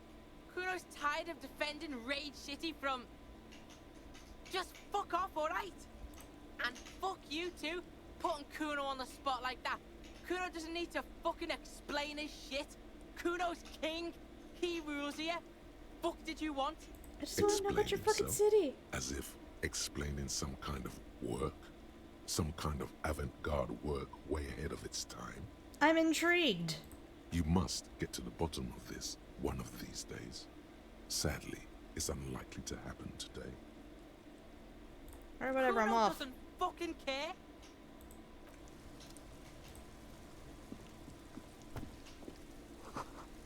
This kid's ladder is rickety but still climbable. The corpse looks at you with bulging white eyes. The face around them does not look human. It's swollen and ready to burst. His lips are fish-like and his tongue like a ball gag in his mouth. Jesus. You seem to be holding your breath. Look down. A cargo belt twists his neck at an unnatural angle. The body below appears stiff. It's letting out an ungodly rot. The smell seeps in even through your clenched nostrils. 3% chance! I like those odds. No. God, what is that? Why is it so bad? Active decay. It's okay to throw up, officer. No one is judging. He's about to blow. Cock's gonna blow, Cuno. Nah.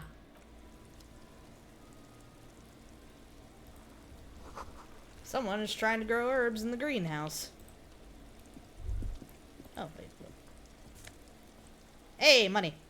Money and magnesium.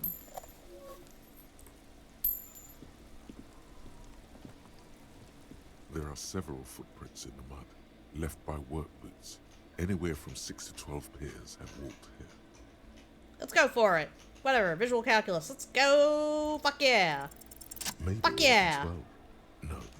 8 pairs of boots have shuffled back and forth in the mud. Let's go over them one by one. 1. Standard work boot. Steel reinforced toes, number 46. 2. Standard work boot. Steel reinforced toes, number 44. 3. Hobnailed work boot. Steel reinforced toes, number 43. 4. Standard work boot. Number 45 or 46. Wait, which is it? You don't know.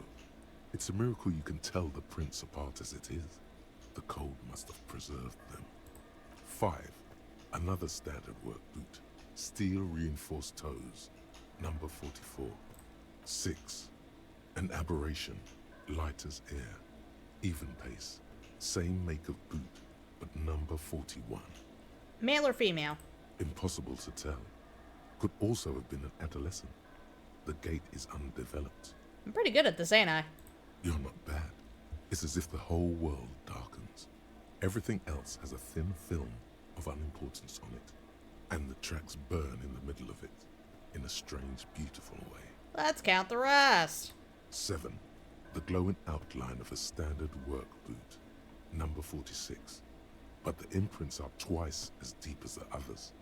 The weight exceeds 200 kilograms. Okay. 8. And yet another standard work boot, number 44. There's an aberration in the pattern of the sole, however. The right sole is smoother, more worn. How many? 400 million. No, 8. I was pretty off then.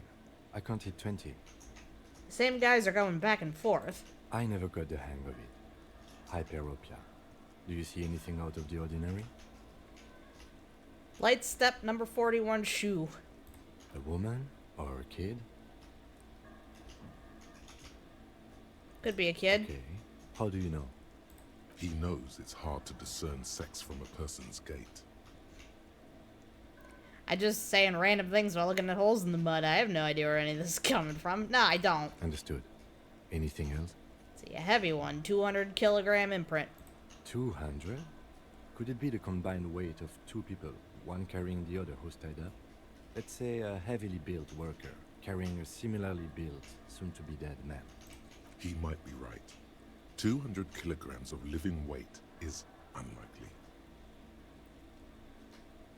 One of them was carrying him over. Possibly, yes. An aberration. One soul is smoother than the other. Interesting. Let's name it the odd soul.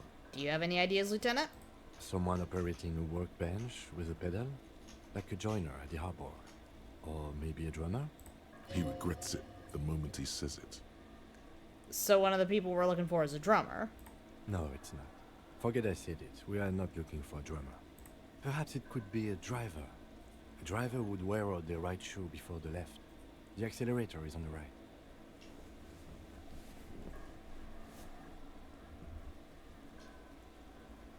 Oh, lordy. Oh yeah, I'm never afraid of, like, save scumming. I'm just like, hey, I usually know what sort of endings I'm looking for, and if I feel like I'm not getting there, it's like, whatever, I'll fix whatever, I'll go back as far as I need to. I don't give a fuck. It's a story, and I want to experience it the way that I want to experience it, god damn it.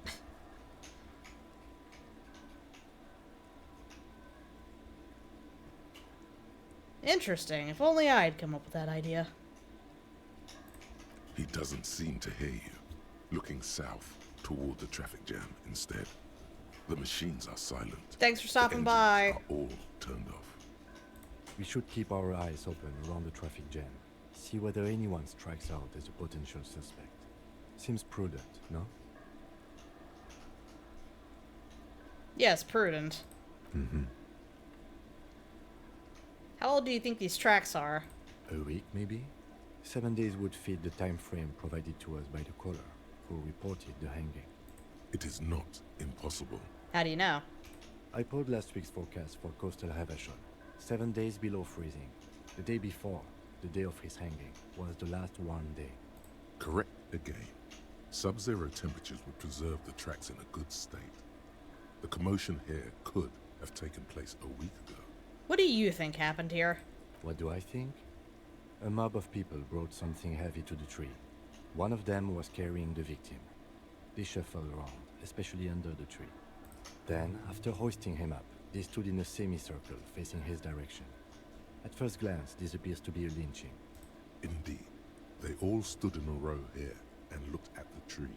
We've been through all of it.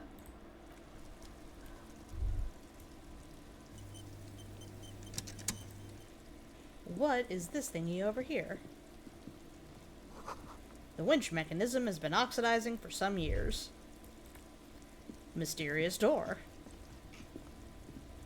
An inconspicuous pile of the roofing material, Eternite. Why am I looking at this pile of the roofing material? Because Yeah! there's a secret door hidden behind the panels of Eternite. That's why they're too orderly. Let's go! There it is. You see a shabby little door.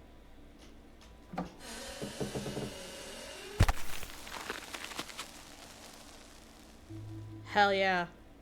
What is this, then? A tool shed? Let's investigate. Knock knock.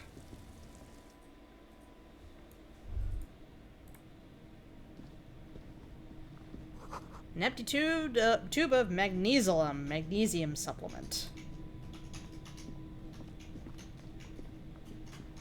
Oh, that's a doorway. Okay, nope. We're going back down. Cured pig's head. Looks mummified. Silver plate with traces of bone yellow powder. Be still, my beating heart. It's amphetamine. Sweet amphetamine. We are not taking amphetamine. The lieutenant isn't studying the powder in the mirror. He's studying you. I wasn't thinking about taking it. I swear I was thinking about justice.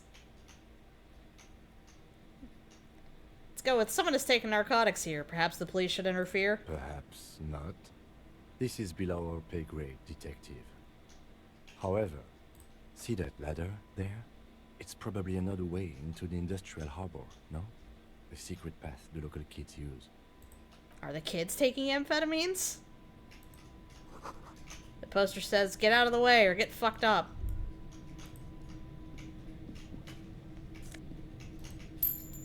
Hey Cuno, are you taking Crank? I think you're taking Crank.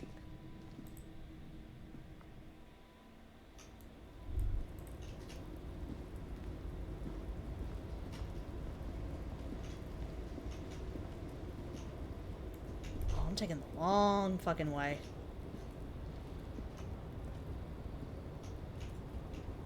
I just wanted to, like, look at it.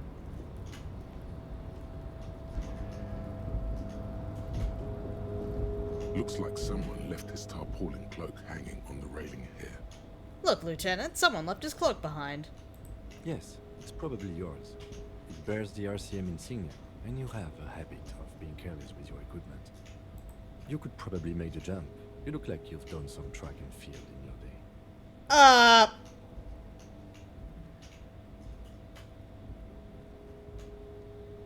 Hey, no. The wind is aggressive up here. The lieutenant looks at the enormous crane towering in the distance over the container yard. The look in his eyes is a mix of the engineer-like interest and the wonder of a 6-year-old seeing a horse for the first time. That machine is a Kvalsund 1020 HK.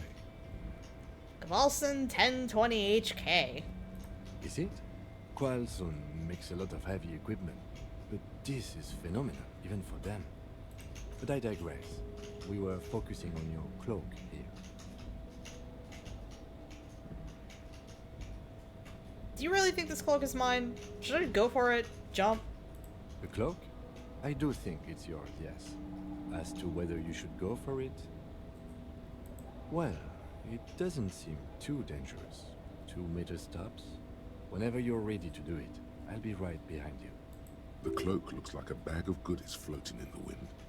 Who knows what its pockets may hide? No. That's an 8% chance I'm gonna eat shit. There's gotta be, like, an alternate path. Yeah, give me some more drugs.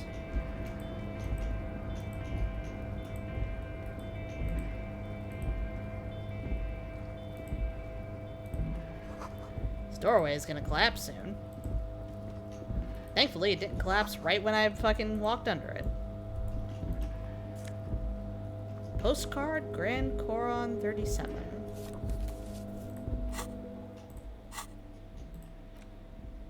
This postcard depicts an ill-advised residential area overlooking the Jamrock Quarter. 13-story buildings line the hillside like sarcophagi, an ominous fog already rising from behind. These are the last boom years. In 39, the project fails catastrophically, leaving behind an opiate and hepatitis B-infested slum. Charming. What is this? Money. I got $1.90. Excellent.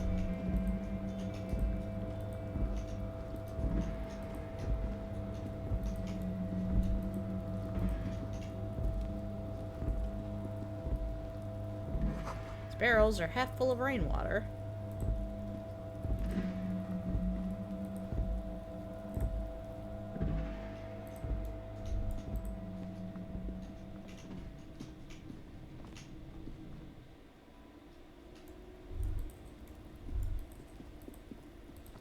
Okay, so let's look over our itinerary here.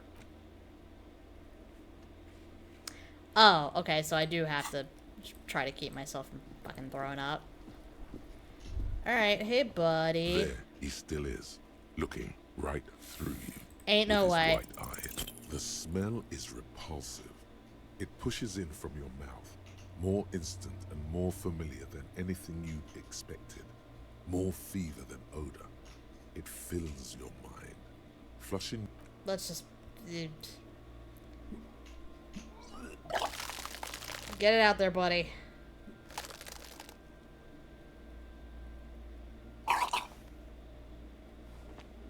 You feel a great force ringing from your stomach. Your body curls and pushes it out, burst by burst, until a pool of vomit lies under your feet, and your throat stings from the stomach acid. I'm sorry. It's okay. Happens to everyone. Keep it. Thanks. The hangover is clearly making this worse for you. You could use some ammonia to clear your head. Okay, where do we get ammonia from? That young woman, the gardener, mentioned she used salts for the smell. If she doesn't have any, there might be some in the fridge store nearby. Acquiring ammonia will provide a modifier to the white check. Modifiers make checks easier and allow you to retry them. Oh, neat. Ladders for kids. It wouldn't hold the weight of a grown man.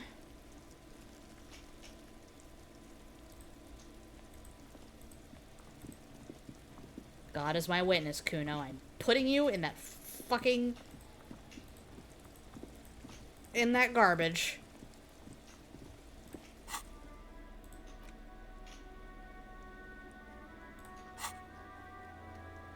Get ammonia from the gardener or the...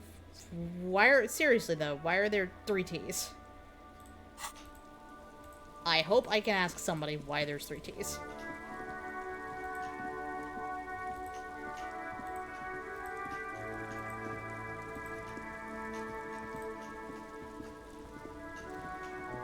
Excuse me, ma'am. Never mind the puke on my breath. Again. Can you give me some smelling salts? It was clear just an hour ago.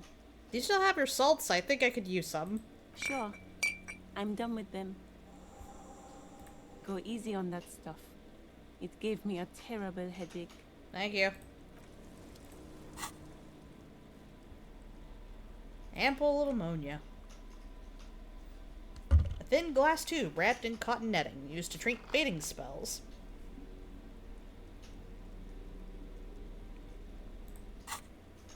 Alrighty.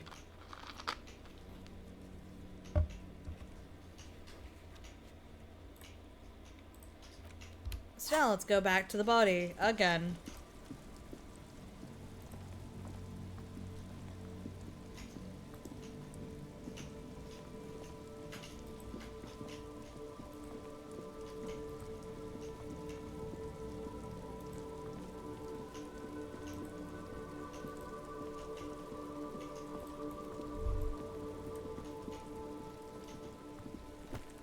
There he still is, looking right through you with his white eyes.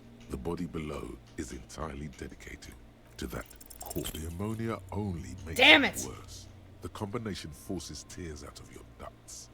You manage to keep it in once. The second time, not so much.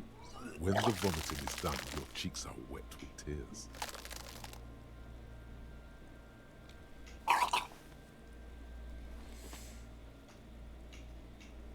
The ammonia didn't help at all. Nor does the wind right now. The weight is reassuring, like a crenel on solid fortification. Pat, pat, pat. I've seen strong men turn themselves inside out for hours. You are facing tough odds here. Alcohol withdrawal makes it considerably harder. Why can't I keep it in if I've been a cop my whole life? I've seen captains puke their guts out. It never gets easier. You never get used to the smell. Every Monday is cadaver day. Throw up, investigate. Throw up, initial autopsy. Throw up, baguette. Thank you. Thank you, Kim. Then drive to the station. Maybe throw up on the way there if you didn't bag the thing tight enough. You seem to be fine. I think I've lost my sense of smell. Not being hungover helps too.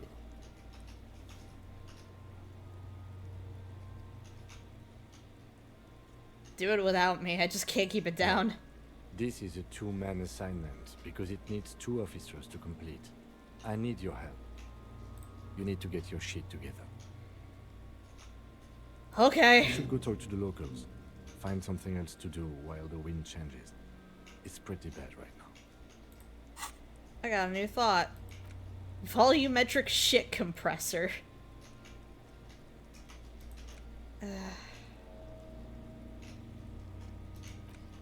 Yeah, we're gonna stop on this. We're gonna get on board the volumetric shit compressor because it's gonna take less time. Your shit is a part, and it's rather unbecoming of a cop and a human being. It's supposed to be the opposite of that. Together. Compressed in a small area. To achieve a solid level of shit compression, squeeze your butt cheeks together for 30 minutes. Do something similar with 2 hemispheres of your brain. Talk to people. Maybe that'll help. Yep.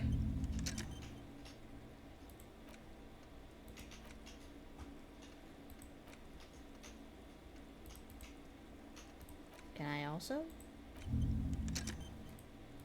Oh, I can do both.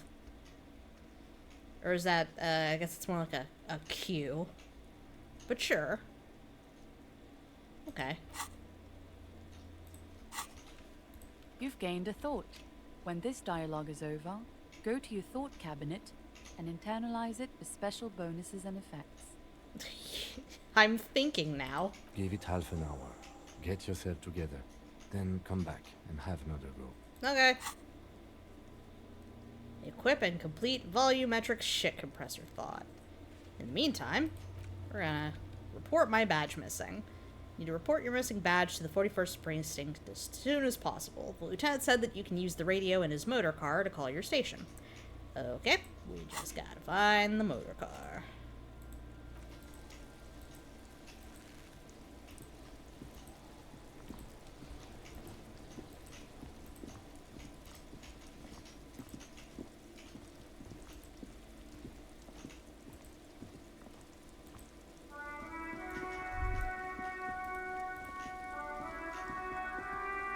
An old call box with a matrix of push buttons lists all the companies in the East Delta Commerce Center.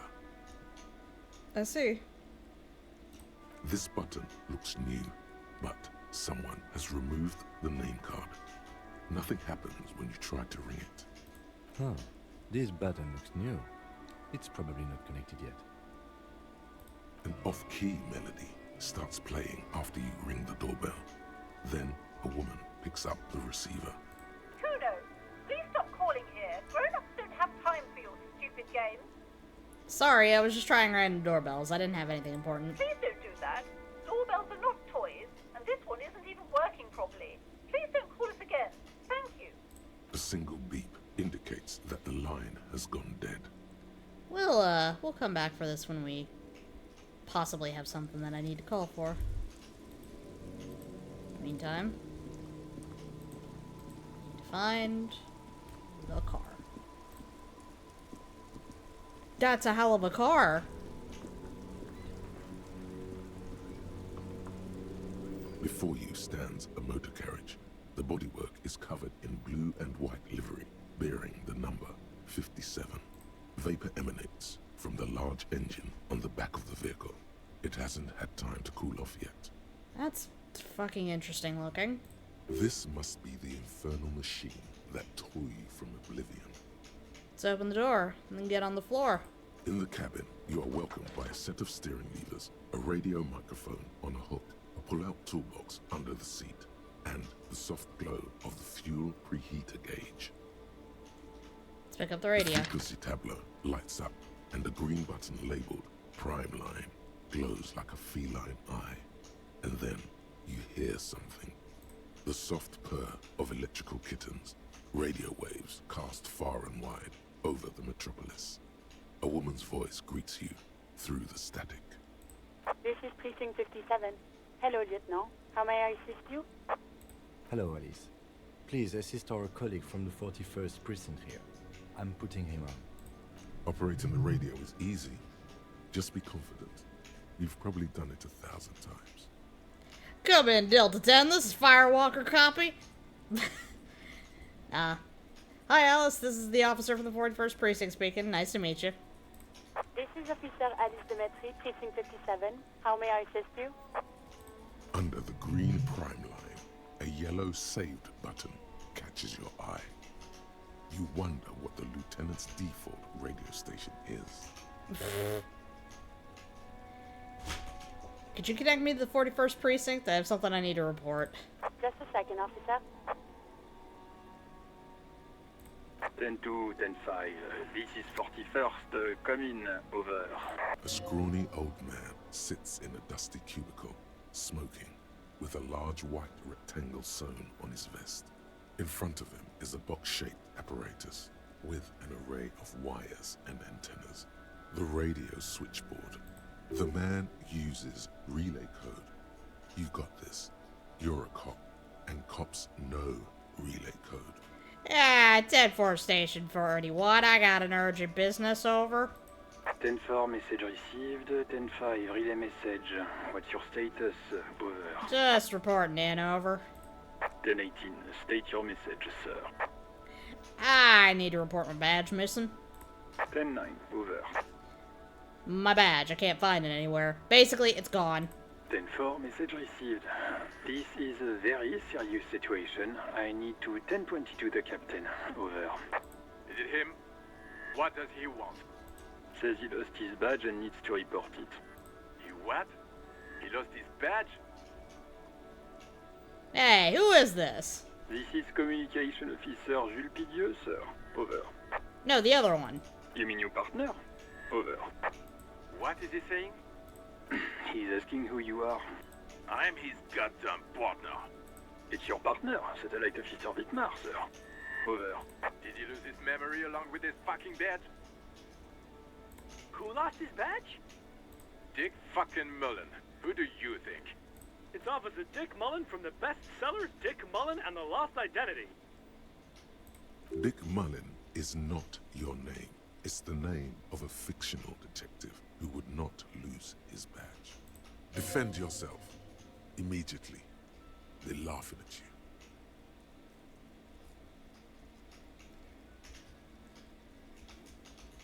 Haha, officer has lost his badge, haha, like I'm the first cop to ever misplace his badge. He says this has probably happened to other policemen before him and laughs sarcastically. Oh goddamn it. Is he fucking kidding? The whole station's gonna be dicked for this. Satellite Officer Vitmar is wondering if you might be joking and adds that this tarnishes the reputation of the entire station. Over. Mullen dicked us. Can we just move on? I want to get it reported and be done with it. 10-4, I hear you, officer. I'm just going to make a note here that you are in pursuit of your misplaced badge. Over. Fuck me. Mac, come here. You've got to hear this. Dick Mullen lost his badge. What's going on? Super Cop here lost his badge. He lost his what now? His badge. He lost his goddamn fucking badge. Could you all please just stop saying lost his badge for a moment? He asks you to please stop saying he lost his badge. Why? Did he find it? Har har har. Sergeant Orson was wondering if you found your badge yet. Over. You don't have a comeback. Sorry. It's hard to think like this. Say nothing. He's not replying. Looks like he's still looking for it. Enough with this now. I have other things to discuss. 10-9, come again. I didn't get that. Over. New heights even for Captain Sober. Ask him. Ask him if he's lost his gun, too. Sergeant Orson wants to know if you lost your gun too. Over. Check your pockets. Check your... Holy fuck. You don't know where it is, do you? Oh god, it's not here. Okay, it's gone. Your gun is most definitely gone. 10-9, come in, officer. You get my question? We were wondering about your gun. Over.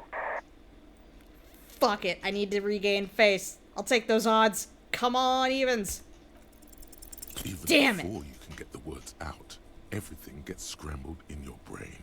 No, of course I didn't lose my gun. Fuck it, I didn't lose my gun. He says he didn't lose his gun. Or his fun, whatever that means. Ask him to describe it. His gun. Not his fun. Just the gun will do. Satellite Officer McLean requests a description of your weapon. Over. Oh, request a description, huh? We'll give him one. Describe the plasma gun.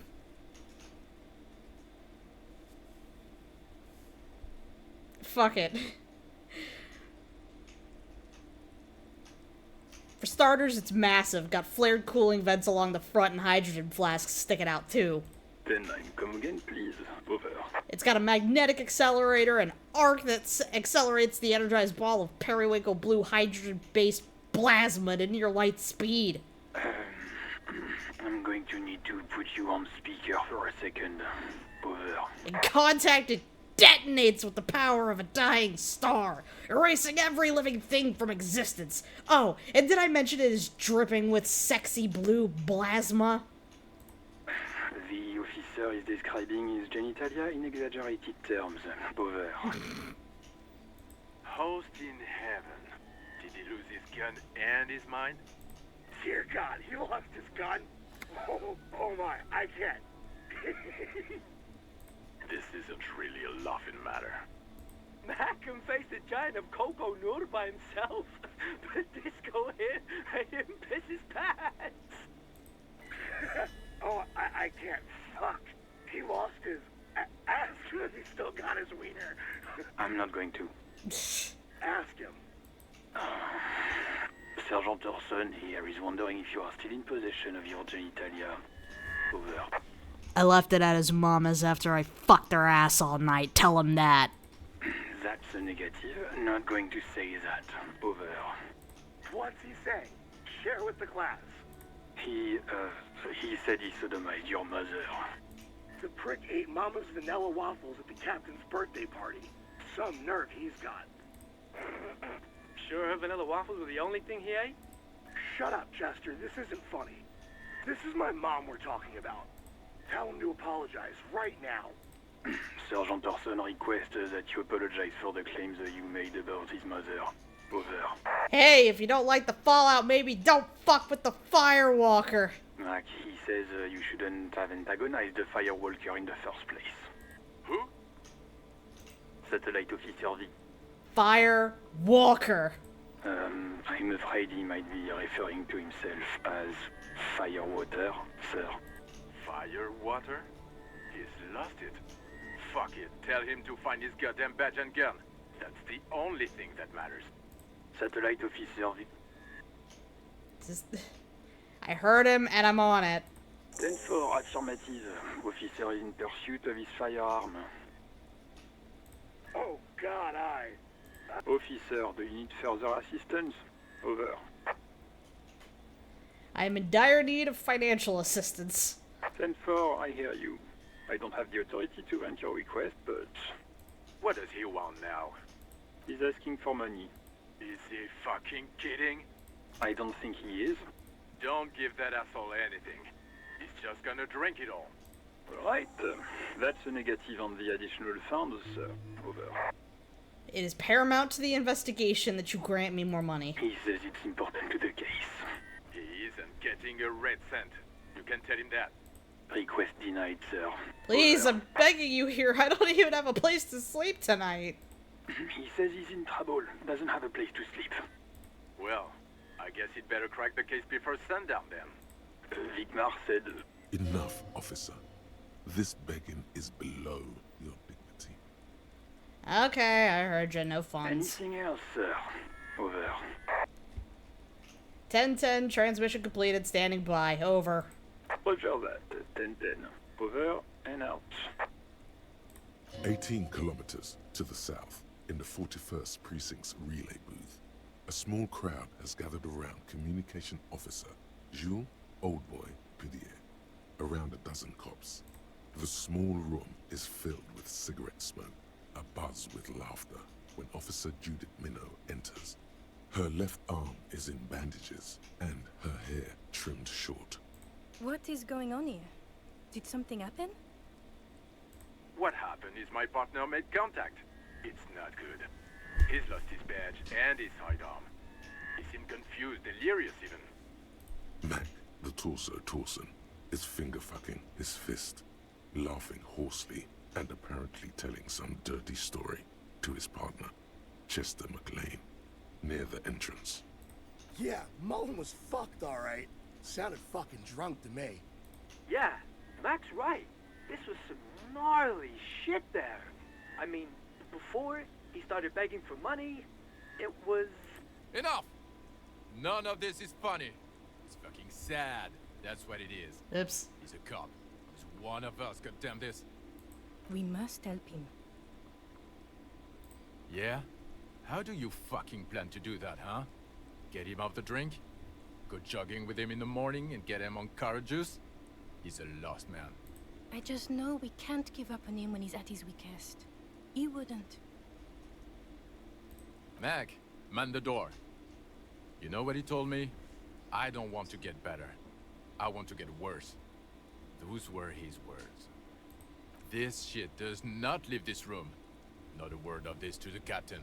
Or anyone else. We'll give him a couple of days to pull his shit together. I guess I can hold off the report for a few days. Good. Okay, everybody. Nothing but a prank call here. We all got our laughs. Now get back to work. Far north, on the other side of the motorway, the officer quietly hunches with his hand in the motor garage. I see. Kim, how do I turn on the headlights? Alright. Ready? I turn, you press start. It's next to the preheater. He's downplaying his excitement.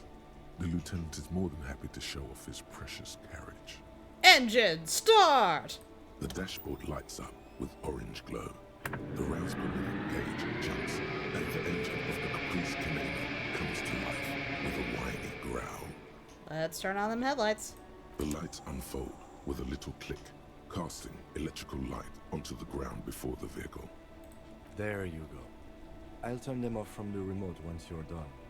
We just need to stand in front of the machine now. Let's pull out the pull-out toolbox. A metallic drawer slides out from under the seat and clicks into place. The tools inside are neatly organized. Take what you need, officer. It's going to be a long case. I'm not protective of my tools, like some men are. He's clearly a little protective of his tools. But what can you do? Let's Work get is work. Let's get the pry bar. The pry bar feels nice and cold in your hand, heavier than you'd think. Useful for opening all sorts of doors and lids. We'll get the chain cutters. The handles are long and sleek. Snap, snap, go the cutters in your hand. You can do good work with these. Cut chains, locks, and ropes, especially belts. And we'll take the flashlight. It's robust, weatherproof, and well-made. Police issue, blue. Lets you see things in the dark you would otherwise miss. The pull-out toolbox slides back into its nest. Preheater gauge casts a warm glow on the steering levers and the radio on its hook. The white suede feels luxurious under the touch, and the metal clutch handle so very familiar in your palm. And we'll go ahead and close the door.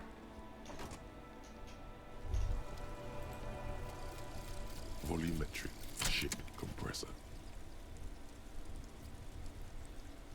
Bizarre scientific news from Revachol West today, where a police officer's shit has been observed at a pressure of around 495 gigadecimals.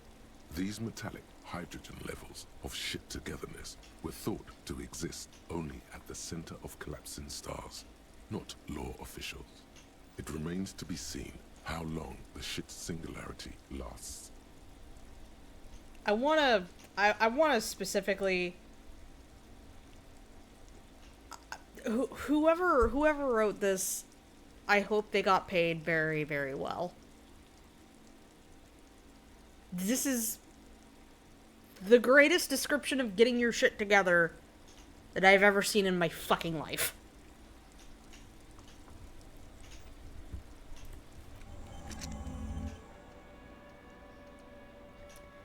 So, all endurance white checks unlocked. Learning cap for endurance raised to 4.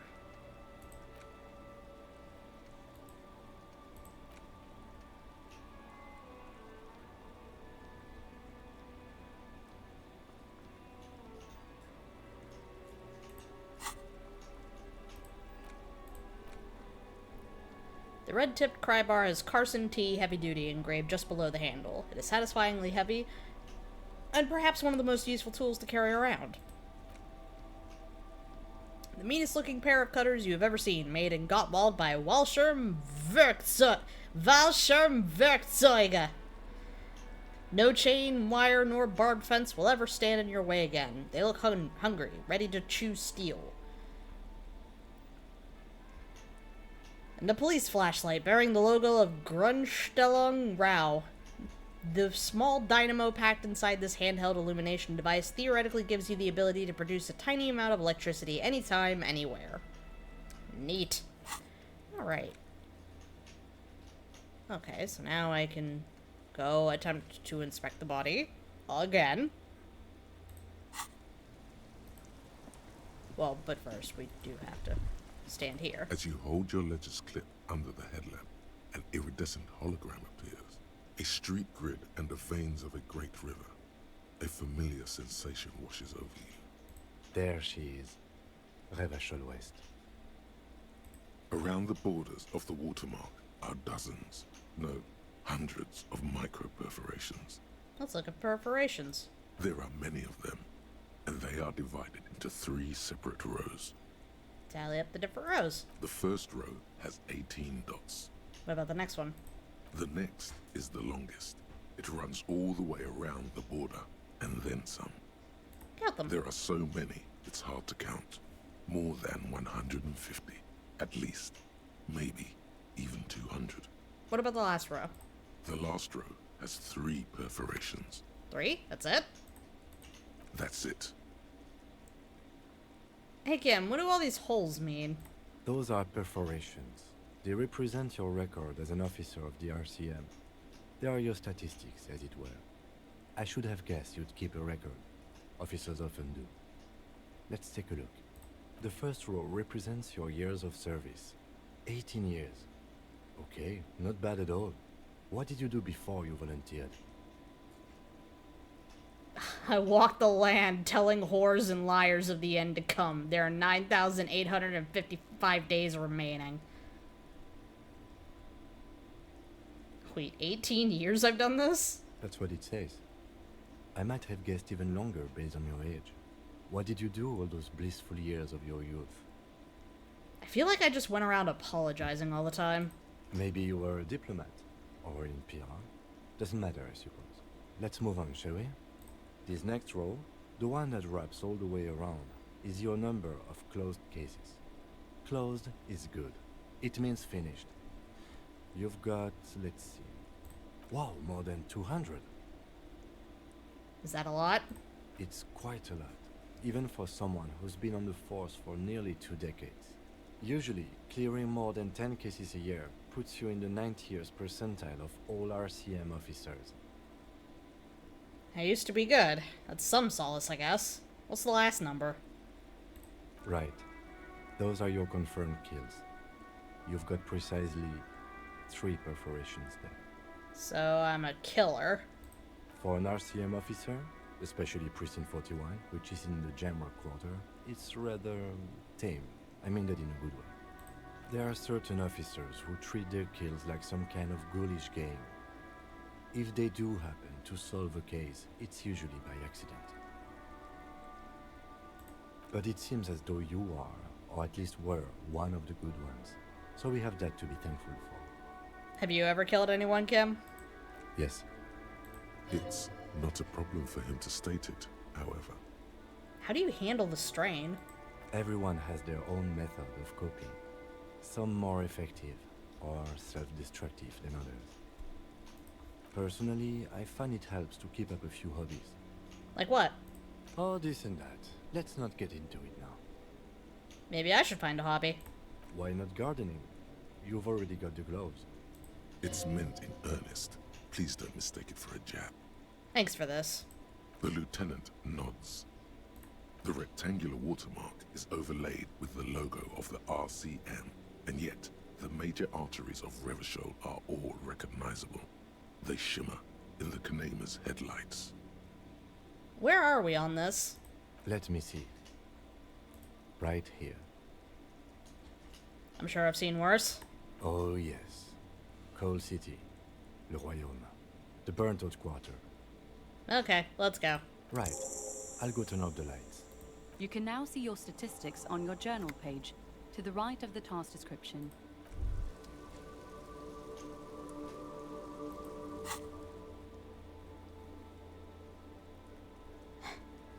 Jesus. Superstar cop, apocalypse cop, sorry cop, and boring cop. I have 2 points in communist.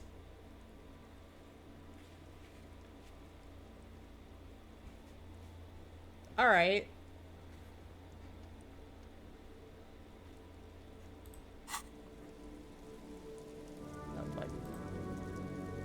What? Hey. Hold up there. What's going on here? Wait. Oh, okay, there. Alright.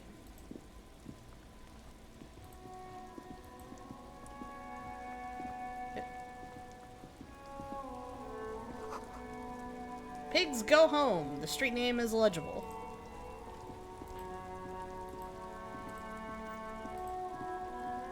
Alright, let's make another attempt at the body. Now that I apparently have my shit together.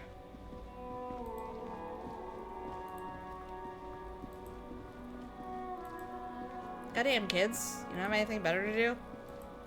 You've been here for like 4 hours. There he still is, looking right through you with his white eyes. The body below is entirely dedicated. Let's go! As you Fuck breathe yeah! in, the odor comes over you. It's a smell of the mind telling you to run, and your stomach to wring itself empty. With your hands at your sides and your eyes squinting, you stand in it. Do they always do that? They do after 7 days, yes. We are deep in decomposition here. The man before you is naked, but for a pair of underpants and enamel boots. His skin is greenish, marbled with decaying veins, and blotched by lividity. A fading web of tattoos covers his chest and shoulders. The cargo belt used to fasten him to the branch above appears industrial in strength. Let's inspect the boots. The material appears to be ceramic. Its clean white stands in stark contrast to the decaying flesh above the knee. The man wore thick polymer socks, probably for padding. A fine array of interlocking plates covers them. Ceramic boots sounds like a bad idea. Delicate and fragile, they feel alien to the world around you, out of place somehow. These are clearly not boots. They're armor, possibly part of a larger set. These aren't just boots, are they? They're armor. Indeed. Technically speaking, these are sabatons, not boots. Sabaton, you say? What kind of armor is this exactly? Ceramic plate. Zirconium dioxide, most likely. This is where the make would be. Where? Under the heel. Fair weather. Fair weather model T500 VE. I'm guessing that's vitreous enamel. This is advanced stuff. What happened to the rest of it? The locals probably scavenged it. It would be odd if he had more on after 7 days. We should keep a lookout for these species. The armor could yield information. This is one thing he might actually know. Maybe he was just wearing these boots and there is no rest of the armor. No, I think he had something precious underneath the clothes. They had to remove the jeans and shirts we found to get to it. And this kind of armor is often worn under fabrics. What if they told him to strip before they hung him, to demean him? They usually hang them completely naked for that. La puta madre, the Mazda, the Besmerties and the like. This one still has his underpants. Fucking talking about underpants. Cuno, I'm going to put you in the trash. The material looks out of place here. It is. It's expensive. We've requested similar material for our tactical units for years now. The constabularies deemed it too costly. In that time, we've lost 6 men to semi-automatics. How much are we talking about? For a full set, about 4 years of wages. For the northwest region of Revachol, an officer's average yearly income is 5,500 real, unadjusted for rank. Wait, my yearly pay is 5,500 real? Not too much, yes. Sounds puny. No wonder I can't pay my hostel bill. It's a sorry situation, I agree. How could this man afford such expensive hardware? That's for us to find out. My initial report on the area suggests he was a security guard for the harbor company. But that's just hearsay. Initial report? Just something I scraped together from my station. An area report on Martinez. I'm sure you did the same. He's not actually sure of that. He's just being tactful. These look pretty advanced for a security guard. I agree. This equipment is way beyond what a guard can afford. A small bell-like sound fills the air, like tapping on the side of a porcelain cup. Sounds fragile. It's anything but. This material is a kinetic redistributor. It spreads kinetic energy horizontally, from plate to plate, dissipating it entirely. See? Faint, organic lines cover the plates where they separate into smaller ones. These plates then divide into smaller plates until there are hundreds of them. altogether. Like whirls of floorboards. The design looks organic, influenced by highly resistant wood materials, like lignum vitae and ebony, perhaps. I'm sorry, did you say lignum? Lignum balls? No. What does this remind me of? If trees were made of porcelain, this is what their cross-sections would look like. Let's run our fingers over the lines. The smooth, glossy surface fractures into ever more intricate interconnections, peaking on the right sabaton, where you notice. The whorls are in the shape of a letter and number combination. E50, 100, 1000. Looks like there's a serial number on the right sabaton. Good. Can you read it to me? E50, 100, 1000. We have a make and a number. That's something. We can use the radio in my kinema when we're done. Either station can chase it for us. This feels dangerous. Are you sure?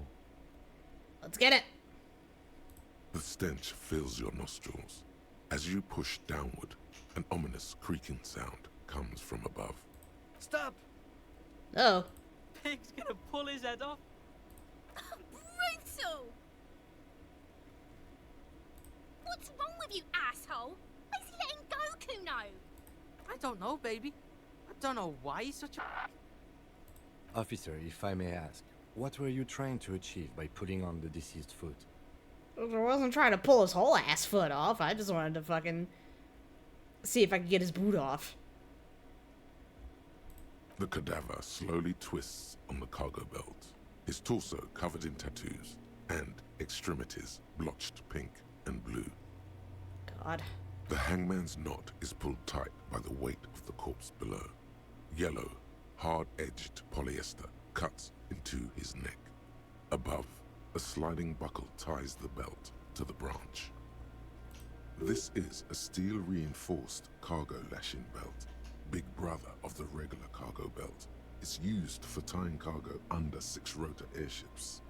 Don't ask me how I know, but this is a lashing belt used for airlifting cargo. Airlifting? I thought it was used on lorries for strapping cargo to them. Apparently, this is the reinforced kind, for air transport. My brain tells me so. The local harbor uses 6 rotors to shuffle containers around. I get the sense they use whatever was on hand, without paying much attention to not incriminating themselves. They sure wanted him to stay up there. The rope is reinforced with steel wiring. I was afraid it would be. Thin steel wiring, parallel strands. This makes getting him down more problematic than I had assumed. How do they even get him up there? A noose is one of those things that's easier to use one way around. Did they climb up using the kid's ladder? That ladder can't carry a grown man. I didn't see any splintering either, did you? I think they lassoed the branch, then pulled on the belt to close the buckle. We're assuming dock workers from the harbor did it? The brief suggested as much, politically motivated by the ongoing strike. Did you not get a briefing? My past has undergone total annihilation. Nothing remains. My mother, the love of my life, certainly not a briefing. Okay, you should ask me for one the first moment we get. The cadaver hangs from the cargo belt, limbs limp and torso covered in tattoos. An intricate web of blue lines stretches across the torso, from the right shoulder to the solar plexus. Each time they intersect, a small white star is formed in their crossing. Hundreds of fading asterisks riddle his skin. Their concentration is highest around his heart. His corpse is marked by stars. What will mine be marked by? Alcohol and heartbreak. Is this a national pattern? Of no nation that I know of. If anything, it reminds me of religious illumination, last or penultimate century. Men who live harsh lives often turn to innocentic worship. But which one? I see no trace of a humanoid figure. We're missing something here. I agree. He takes a thin piece of milled aluminium from his coat pocket and pulls it open. Sounds like a sword being unsheathed. A small lens appears. Some sort of camera. What's that? A Truget Sunshine. Mini. Triggered is the world's leading manufacturer of intercommunication devices, primarily projectors. The camera before you looks familiar somehow. Shit, Cuno! What the fuck is that? An instant color camera. I have only 2 ampoules, so nobody move. I don't want to waste one. A sound, a shrill flash, followed by the breaking of a small ampoule of glass. You see streams of color pour onto the thick, glossy piece of paper, rolling out. In case we need it. Cool machine. Yes, it is pretty cool, isn't it? There is only one ampoule left. Use it wisely. What do we need this photo for? It contains insight to the victim's person. By his build, I'd say this was a man of physical violence. The story he wanted his body to tell was important to him. It is his letter. To us. Someone should decipher it. We'll need to show it around. Can I have it? I should look at it later without the corpse smell. Sure. Just don't lose it. The glossy-eyed corpse looks by, his mouth mute and his skin as colorful as the chemical rainbow on the photo paper, teeming with opportunistic organisms. Let's look him in the eye. His eyes are milky white and blind to the world, protruding comically from their sockets. There is no one home, just subaquatic terrors there. Dark brown hair grows on his head. His face is ready to explode from the organic processes inside. The death's head grin has passed. What remains is an unrecognizable mess. Underneath the curdled meat there is an expression, not carried on his features, but below, inside, an expression of pleasure. This man was experiencing joy at the moment of his death. This man enjoyed the moment of death. Why do you think so? It's an intuition. Okay. Alright, let's go for it. Tell me, who are you, dead man? Yeah! Oh shit. I was not expecting him to actually reply. Okay. Why were you feeling pleasure when you died? Maybe I was getting my rocks off. So you were feeling sexual arousal when they were hanging you? Do I look like an erotic auto-asphyxiation type to you? No. Captain Coppadromo, I fear we are drifting away, fixating on sexuality again. Let's go with a simpler question. Where have you gone? Into the wild pale yonder. Where's that? In the past. Way out in the west. I can see you're gone, but who are you? I'm a joke. Look at me. There's nothing funny about you. There is nothing funny about jokes either. Who were you when you were alive? A killer. A motherfucker. And a killer. I have another question for you. Go ahead, Coppo. I can't get the damn compartment in my ledger open. The blue heart. Oh, that's good shit. You'll love it. Just press down and fuck it open like you always do. Fuck it hard. Coppo the clown. What is happening? He means force. It'll work. And then the next question is, what is happening? What do you mean? I'm talking to you. It's the power of your imagination. Go ahead. Ask me more questions. You fucking love questions. Why do I love questions so much? Because you're a copperoonie. Look at all of them go. Do you want more questions? Give me a comical amount of questions. Coming right up, copperoonie. be now. Is my name Rooney? Fuck no. You're no Rooney. Rooney is obviously not who I am. Between you and me, your name is probably Harry. I feel like I've been getting a lot of Harry lately. You might be onto something there. Why do I feel like I've forgotten something terrible? Because you have. Who killed you? Love did me in, Provocopo. It was love all along. Can you ask me a question? Sure, Lobo. I can ask you a question. Why are you doing this? What? Looking at my face, motionless. Looking into my eyes. Standing here. Why are you investigating my murder? Maybe this will lead to something? Something indescribable. Unforeseen. Miraculous? Something is on its way. Something hidden. It's coming. A miracle from the northwest, and it's almost here. You can feel it in the air, on your hands. The cold spring air smoothing them over. I hate you. You stink and you're boring. Do I remind you of someone? A child born with Muller's disease, harlequinism, grown up miraculously. A baby affected with harlequinism. You sure wriggled out of that one? Coppellini. Enough. Come back later, Coppo.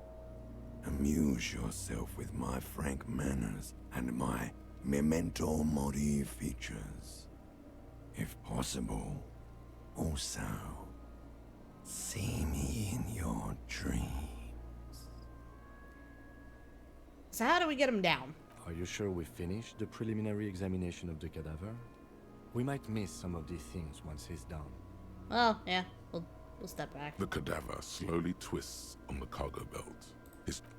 As you narrow your eyes, the monster before you blurs into a violent mess of green and pink. Only the lower extremities are pink with a dash of blue. His fatted hands, thighs, and his neck, just above the noose.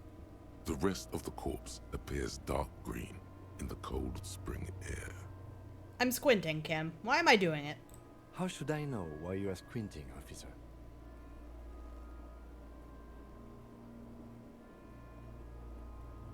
His face and hands are pink. Thighs, too. The rest is greenish. Oh. You are trying to assess lividity.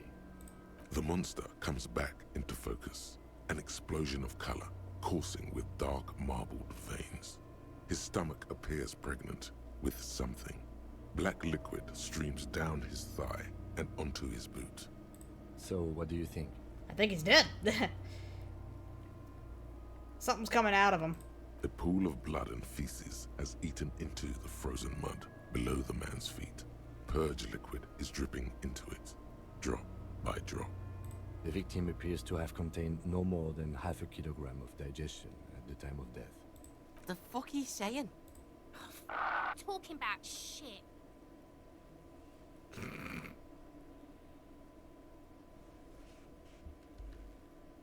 Malicious laughter erupts in the yard. Sounds like seagulls. Hell yeah.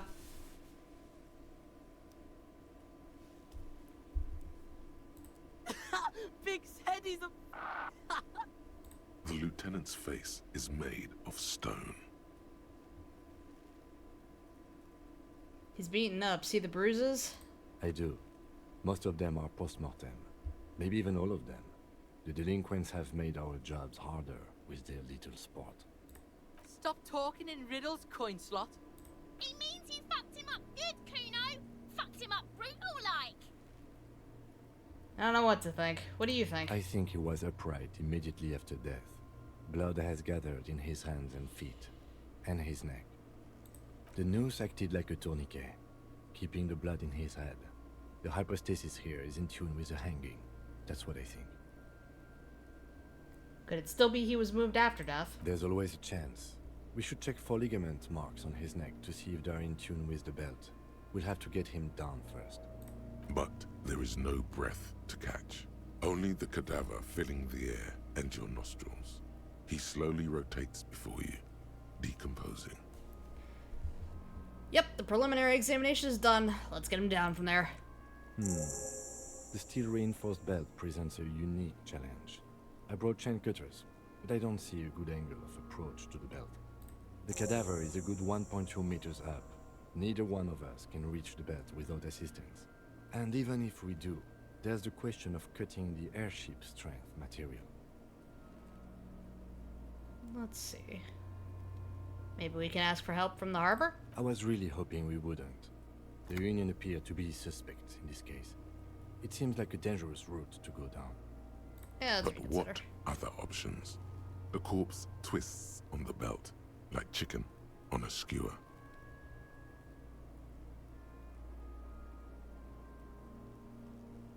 Ain't no way we could shoot him down. Could saw the branch. Climb up there and saw the branch? Yeah, seems dangerous. There has to be a less risky way, with less falling down of trees. Can someone else do it? Someone else? You mean like the police? I mean someone who's below detective. Someone like a paid garbage man? Or a cleaning crew? I have bad news for you. That is a detective. I know it's hard, but I assure you, the others won't come to help us. And we have a growing sanitary concern here. We need to get him down, fast. Let's commit. Okay. They do have the tools and the men. And since it looks like they put him there... Then get him down too. Okay. Let's do it in the lousy, dangerous way. How do we get inside the harbor? From the gates. By negotiating or fighting. Or we can try the secret route we found, where your cloak is. It looked doable. Let's get to it.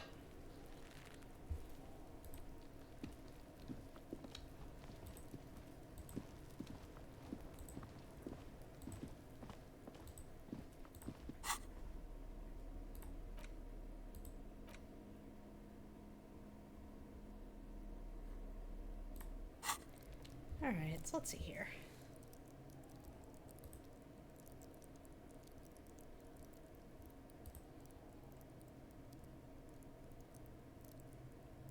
Let's see. So I've been using a lot of Inland Empire.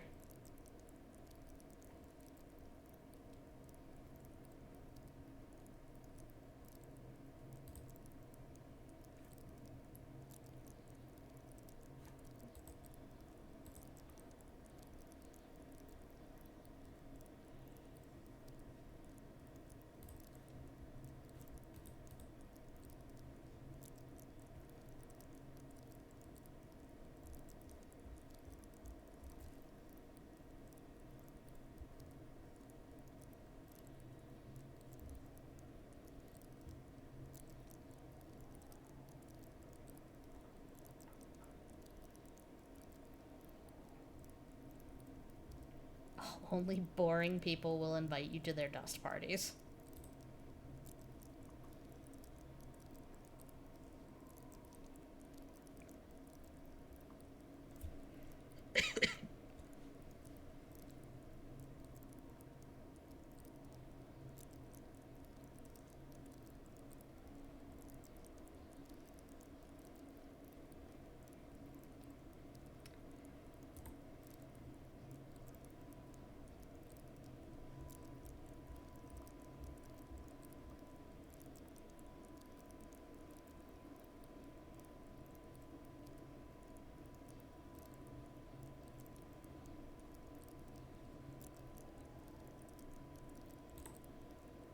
So I guess maybe we should also raise our...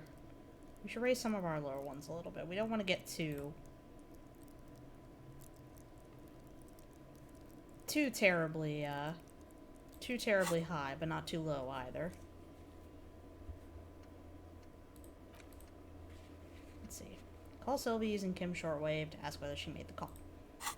We'll go ahead and go do that right now. Oh my god!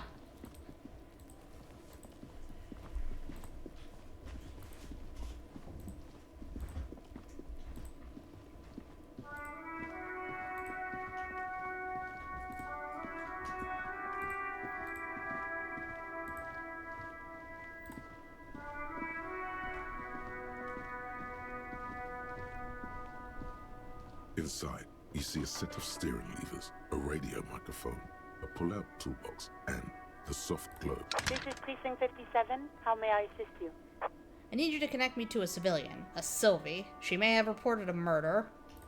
Of course. What is the number, officer? Kim, didn't Guard give you Sylvie's number? Yes, hold on. Her number is 005 1944 298. Received. Hold on, officer.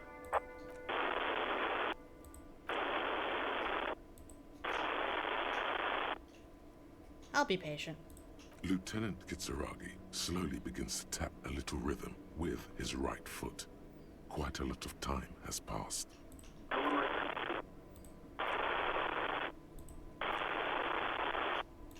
Officer, I have Sylvie Malaika on the line for you. Yes, hello?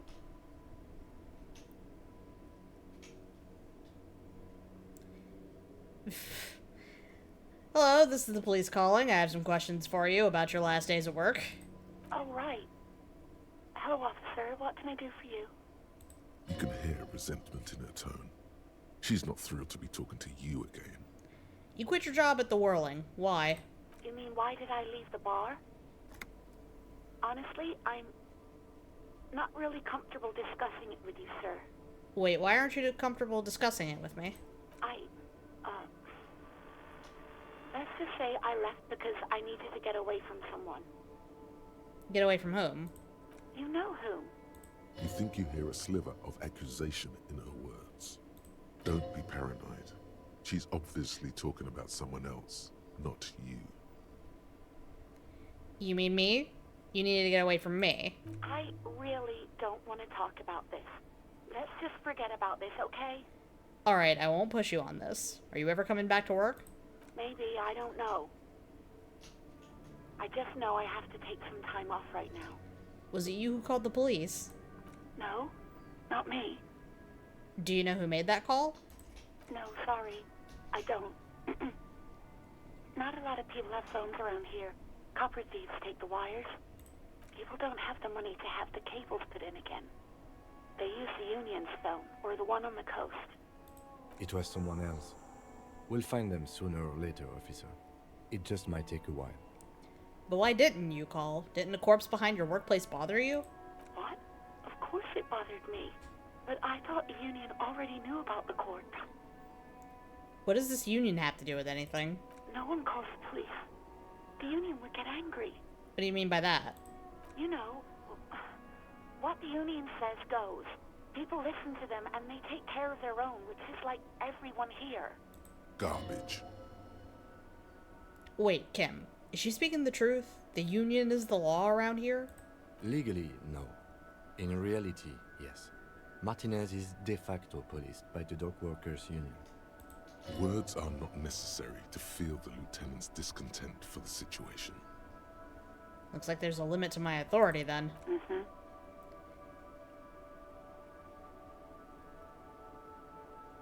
Tell me, why exactly did you let a corpse hang in your own backyard for weeks instead of calling us? I didn't want to get in trouble with the others. Push her further. Show her the error of her ways. No, don't push her. It sounds as if she's about to cry.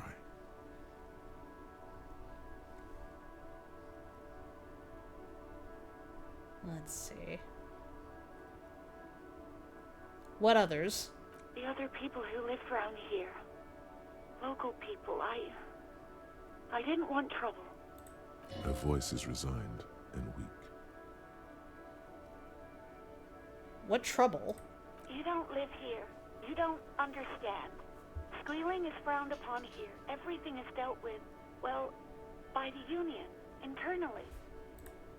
Please, I just didn't want any trouble. I see. Don't worry about it. I understand. You do? Oh. What else can I do for you? Okay, next question. Yeah, go on. Do you know who put the victim's clothes in the trash? No, I don't know. It wasn't me. I haven't been out there since. I was terrified of the stench and the corpse. Have you seen my badge? Yes, I know who you are. You're a police officer.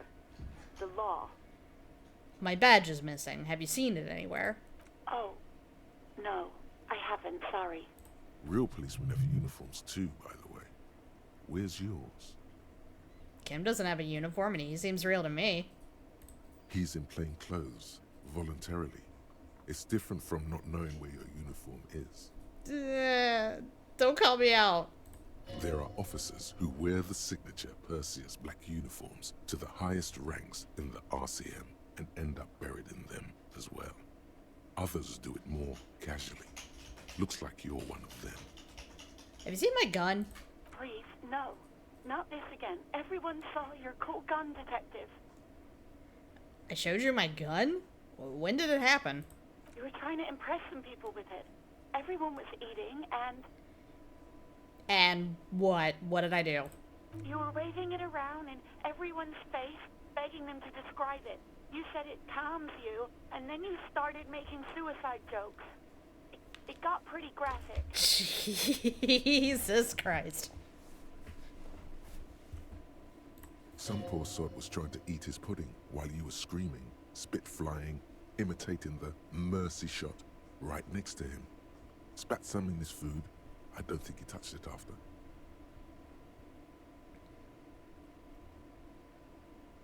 Okay, I don't know what to say. Me neither. But what happened to my gun? No idea. All I know is next you were waving around money instead, saying things like big butts cannot lie and guns can't buy money, but money can always buy guns. It almost looked like you pawned it. But believe me, I did not ask. Have you seen my policeman uniform? Uniform? I never saw you in any uniform. You had your things on. The disco things. Do you know how my paperwork ended up in the trash container behind the whirling? Well, you tried to jam it down the toilet, sir, clogging it completely. After I had unclogged the toilet and retrieved the paperwork, I threw it out in the trash, thinking you didn't need it. I am sorry about that. Anything else, detective? I think I got everything I need, thanks. I do hope so. Please, don't call me again. Bye. Wait, why does she seem to be angry with you? Yes, you have obviously done something to upset her at the Whirling in Rags, when she was still working there. Wait, before you go, you're mad at me, right? Tell me, what did I do? I can't remember anything. I'm not mad, it's just... You were so drunk and so emotional all the time, and then the skua thing happened. Just made me want to quit. What skua thing? The stuffed bird. The great skua. You threw it against the wall while screaming, "Fuck that bird," and laughing like a maniac. I think you said it had been giving you shit ever since you got there. Why do I always end up screwing everything up? It was a pretty bird. There since I started working in whirling. I really liked her. We call her Scotty. There's genuine sadness in her voice. So you're telling me that I was the one who made you want to quit? Yes, obviously. You were the worst client I've ever seen. And I have seen so many assholes in this place. I've had sailors fighting, union guys grabbing my ass, kids stealing booze. Once a guy was glued to the karaoke machine every night for 2 months. But you... Go on. I want to know what I did. Well, you were worse than all of them. Honestly, you were getting borderline aggressive. Even about little things like not turning down the volume at 3 a.m. I even liked one of those songs you kept listening to on repeat. No more. I hate it now. Hold on, which song? We Go On by the O.O. I can't listen to it anymore. You've turned it into a parody. Sorry. Sorry about the song. The hell with that song. Then there was your room. Your project. An experiment to see how bad it can get in there. I tried to send the cleaner, but you wouldn't let me. Threatened to make me understand. I had no idea what you meant, and I don't want to know. And then you screamed something about how you're a piece of shit human being, and why does anyone even let you work as a policeman? That you'd fire yourself, but you can't even do that. I'm sorry. And then I had to deal with your toilet. The one you clogged with police documents, causing water damage downstairs in the kitchen. I won't even mention you waving your gun around, harassing customers, threatening to sing karaoke, threatening to kill yourself. Okay, I get it. I wasn't a very good tenant. No, you really weren't. You were simply the worst. I was trying to show you the world of tomorrow with a great panic at the end. I'm truly sorry for everything, Sylvie. God, I know I shouldn't have brought it up. Just try not to call me again, and let's pretend it never happened. What else did I sing beside the OO? I'm looking for a song. Oh, all sorts of things. From disco, rock too. So much disco and rock. Was I singing The Smallest Church in Sansen? Yes, that's the one you like to sing along to the most. The later it got, the more that one came on. Interesting. You still have to find a copy, though, before you can blast it. Right. Thank you for talking with me. Take care. You hear a sigh of relief on the other end of the radio. Wordless, the call breaks. Then, the already familiar voice. Anything else I can help you with, officer? Let's see. Could you run a serial number from a pair of armored boots for me? Sure, officer. What's the number? And the make of the armor, if you know it.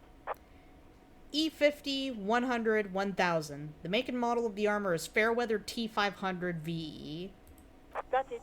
I'll contact the ICP database immediately. Call back tomorrow. Hopefully they'll have dug up something useful by then. The International Collaboration Police, ICP, is an inter-Isolari law enforcement service. The crown jewel in the moral intern diadem, alongside EPIS and the coalition government. Let's ignore Alice and press the button labeled saved. As always, it's DJ Mesh and Felicio, and you're listening to Street Freaks FM, bringing you the hottest, the nastiest, the most vulgar. Right away, the lieutenant reaches into the cabin and turns off the radio. He's not looking at you as he says, Someone must have been messing with the radio, or maybe picked up a random frequency. You wanted a prime line, right? He's still avoiding your gaze, and his ears glow red. Speed Freaks FM, huh? Oh, is that what it was called? Right. You don't want to get into this. No problem. Nothing to get into, really. But sure, let's focus on the important things. This is Precinct 57. Can I connect you to someone? I'm done with the radio for now. 57, over and out. In the cabin, you see a set of steering levers. As you tap on the gauge, the indicator pin jerks as if startled. It's in the large orange sector, indicating the engine is warm. Next to the gauge is a red switch, labeled heat. No, that's enough fun with the foldable headlights. I know they are mesmerizing. They're also fragile. I'm not going to turn it on for you again. And we'll close the door.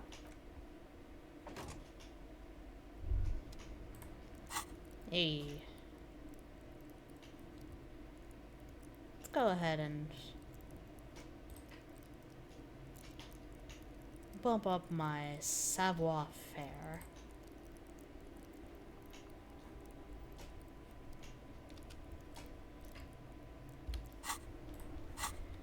Alright.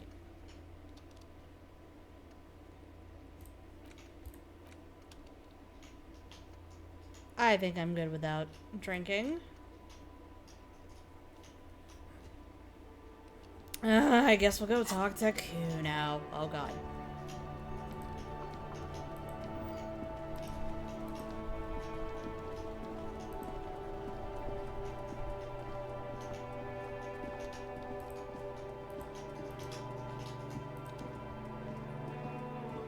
Oh, go ahead. Quick save.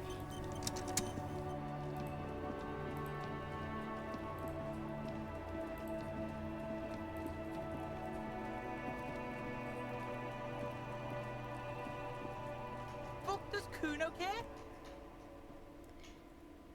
I have more questions about the crime scene. Yeah? The kingdom of Cuno? The fuck do you want with it? The dead man's clothes were in the trash container. How did they get there? Yeah, Cuno doesn't know shit about that. That shit is beneath Cuno. I need to know. It could be a lead in the investigation. Someone may have tampered with the murder scene. Listen! Cuno doesn't care about this small-time shit. Just listen.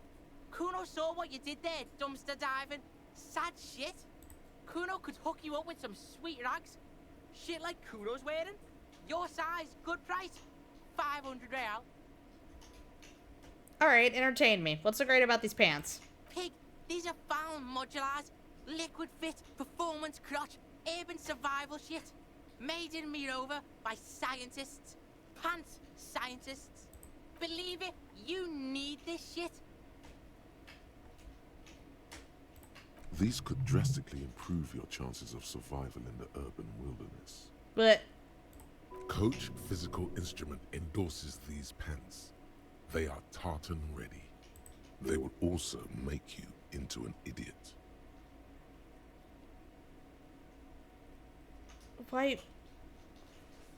Why do I want this child's pants? No, I don't want this child's pants. Actually, what happened to his clothes? You must have seen them lying around. Look, Cuno ain't seen shit lying around, except for that up there. Now, you want performance gear or not, Grandpa?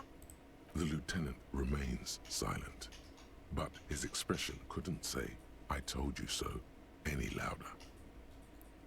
No, Cuno. You don't know anything about the tampering I'm investigating, and I already have pants. Whatever. Cuno was trying to help you, but you're too fat for fouling anyway, pig. What's in the greenhouse over there? Dunno. Kipta's gardener used to work there. Kipt is a pejorative term used to describe people of South Seminese or Areopagite descent. It used to be a common first name among the Areopagites of Ilmara. Not so much anymore. Hold on, the gardener used to work there. Yeah, that's what Cuno said. She couldn't handle the heat, so she took off. Cuno can take it. Shit's nothing to Cuno. This shit ain't nothing to me, man. You mean the young woman by whirling in rags? That gardener? Look, Cuno doesn't explain shit. Cuno just says shit. Yeah, sounds about right. Yeah, her. The ladder. Ever climb it? Look at that fucking shit. You're trying to get Cuno killed. So you would say that the ladder is unclimbable. Fuck does Cuno know? Cuno's not a fucking acrobat. The lieutenant takes a quick note in his notebook. It's a trap, Cuno! Don't climb it, Cuno! There was also a mug in the trash. The fuck? A mug in the trash? Is this about the fucking clothes again?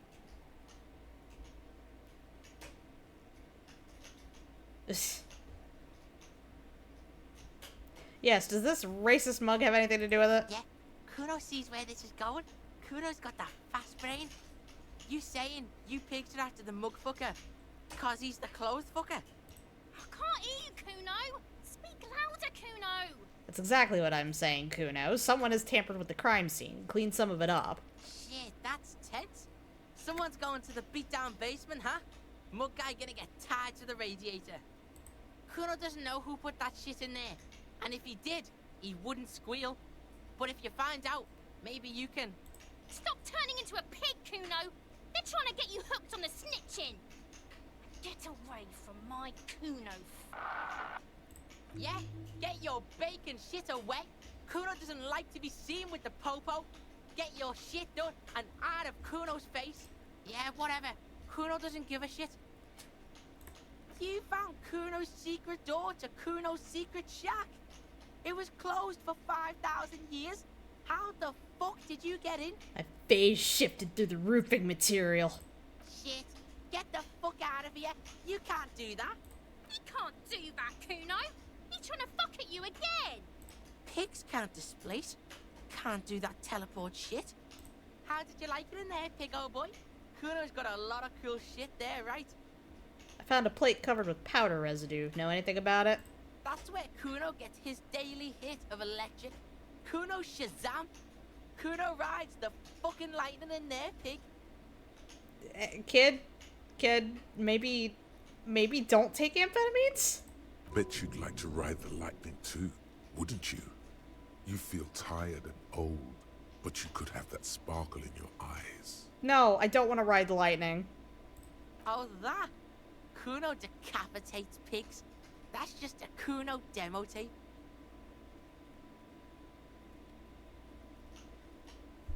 demo tape, like some kind of a musician? Yeah, Cuno plays on snuff radio, fucks pigs, live, fucks their heads off. Cuno's a cop killer. What's with a tube of magnesium, Cuno? It's a vitamin pig. Don't you know anything? You could use some. It's magnesium, right? Yeah, it's the mag.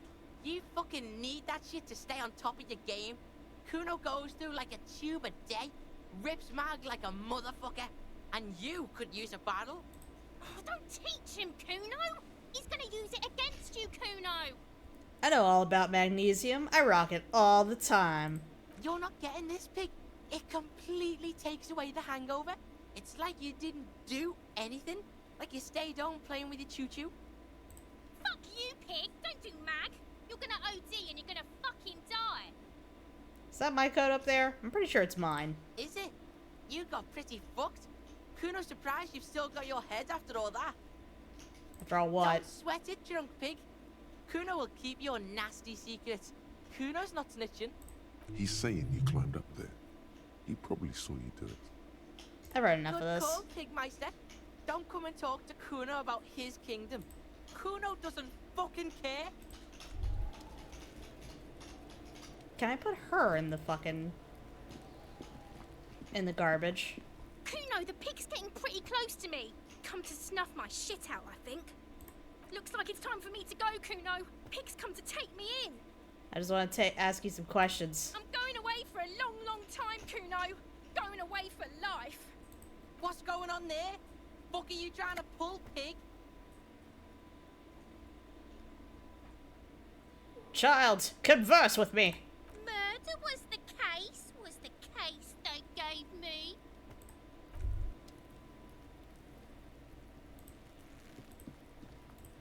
I want to put both of you in there. I wish to destroy the child.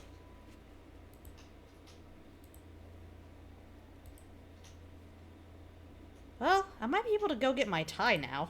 Now that I'm not, quite so liable to give myself a heart attack trying to get it. But for now, since I've been at this for about 3 hours, I think I'll go ahead and call it here for tonight. Go ahead and make a new little save. But thank you, everybody that happened to stop by. I'll be sure to try to do this a little more often.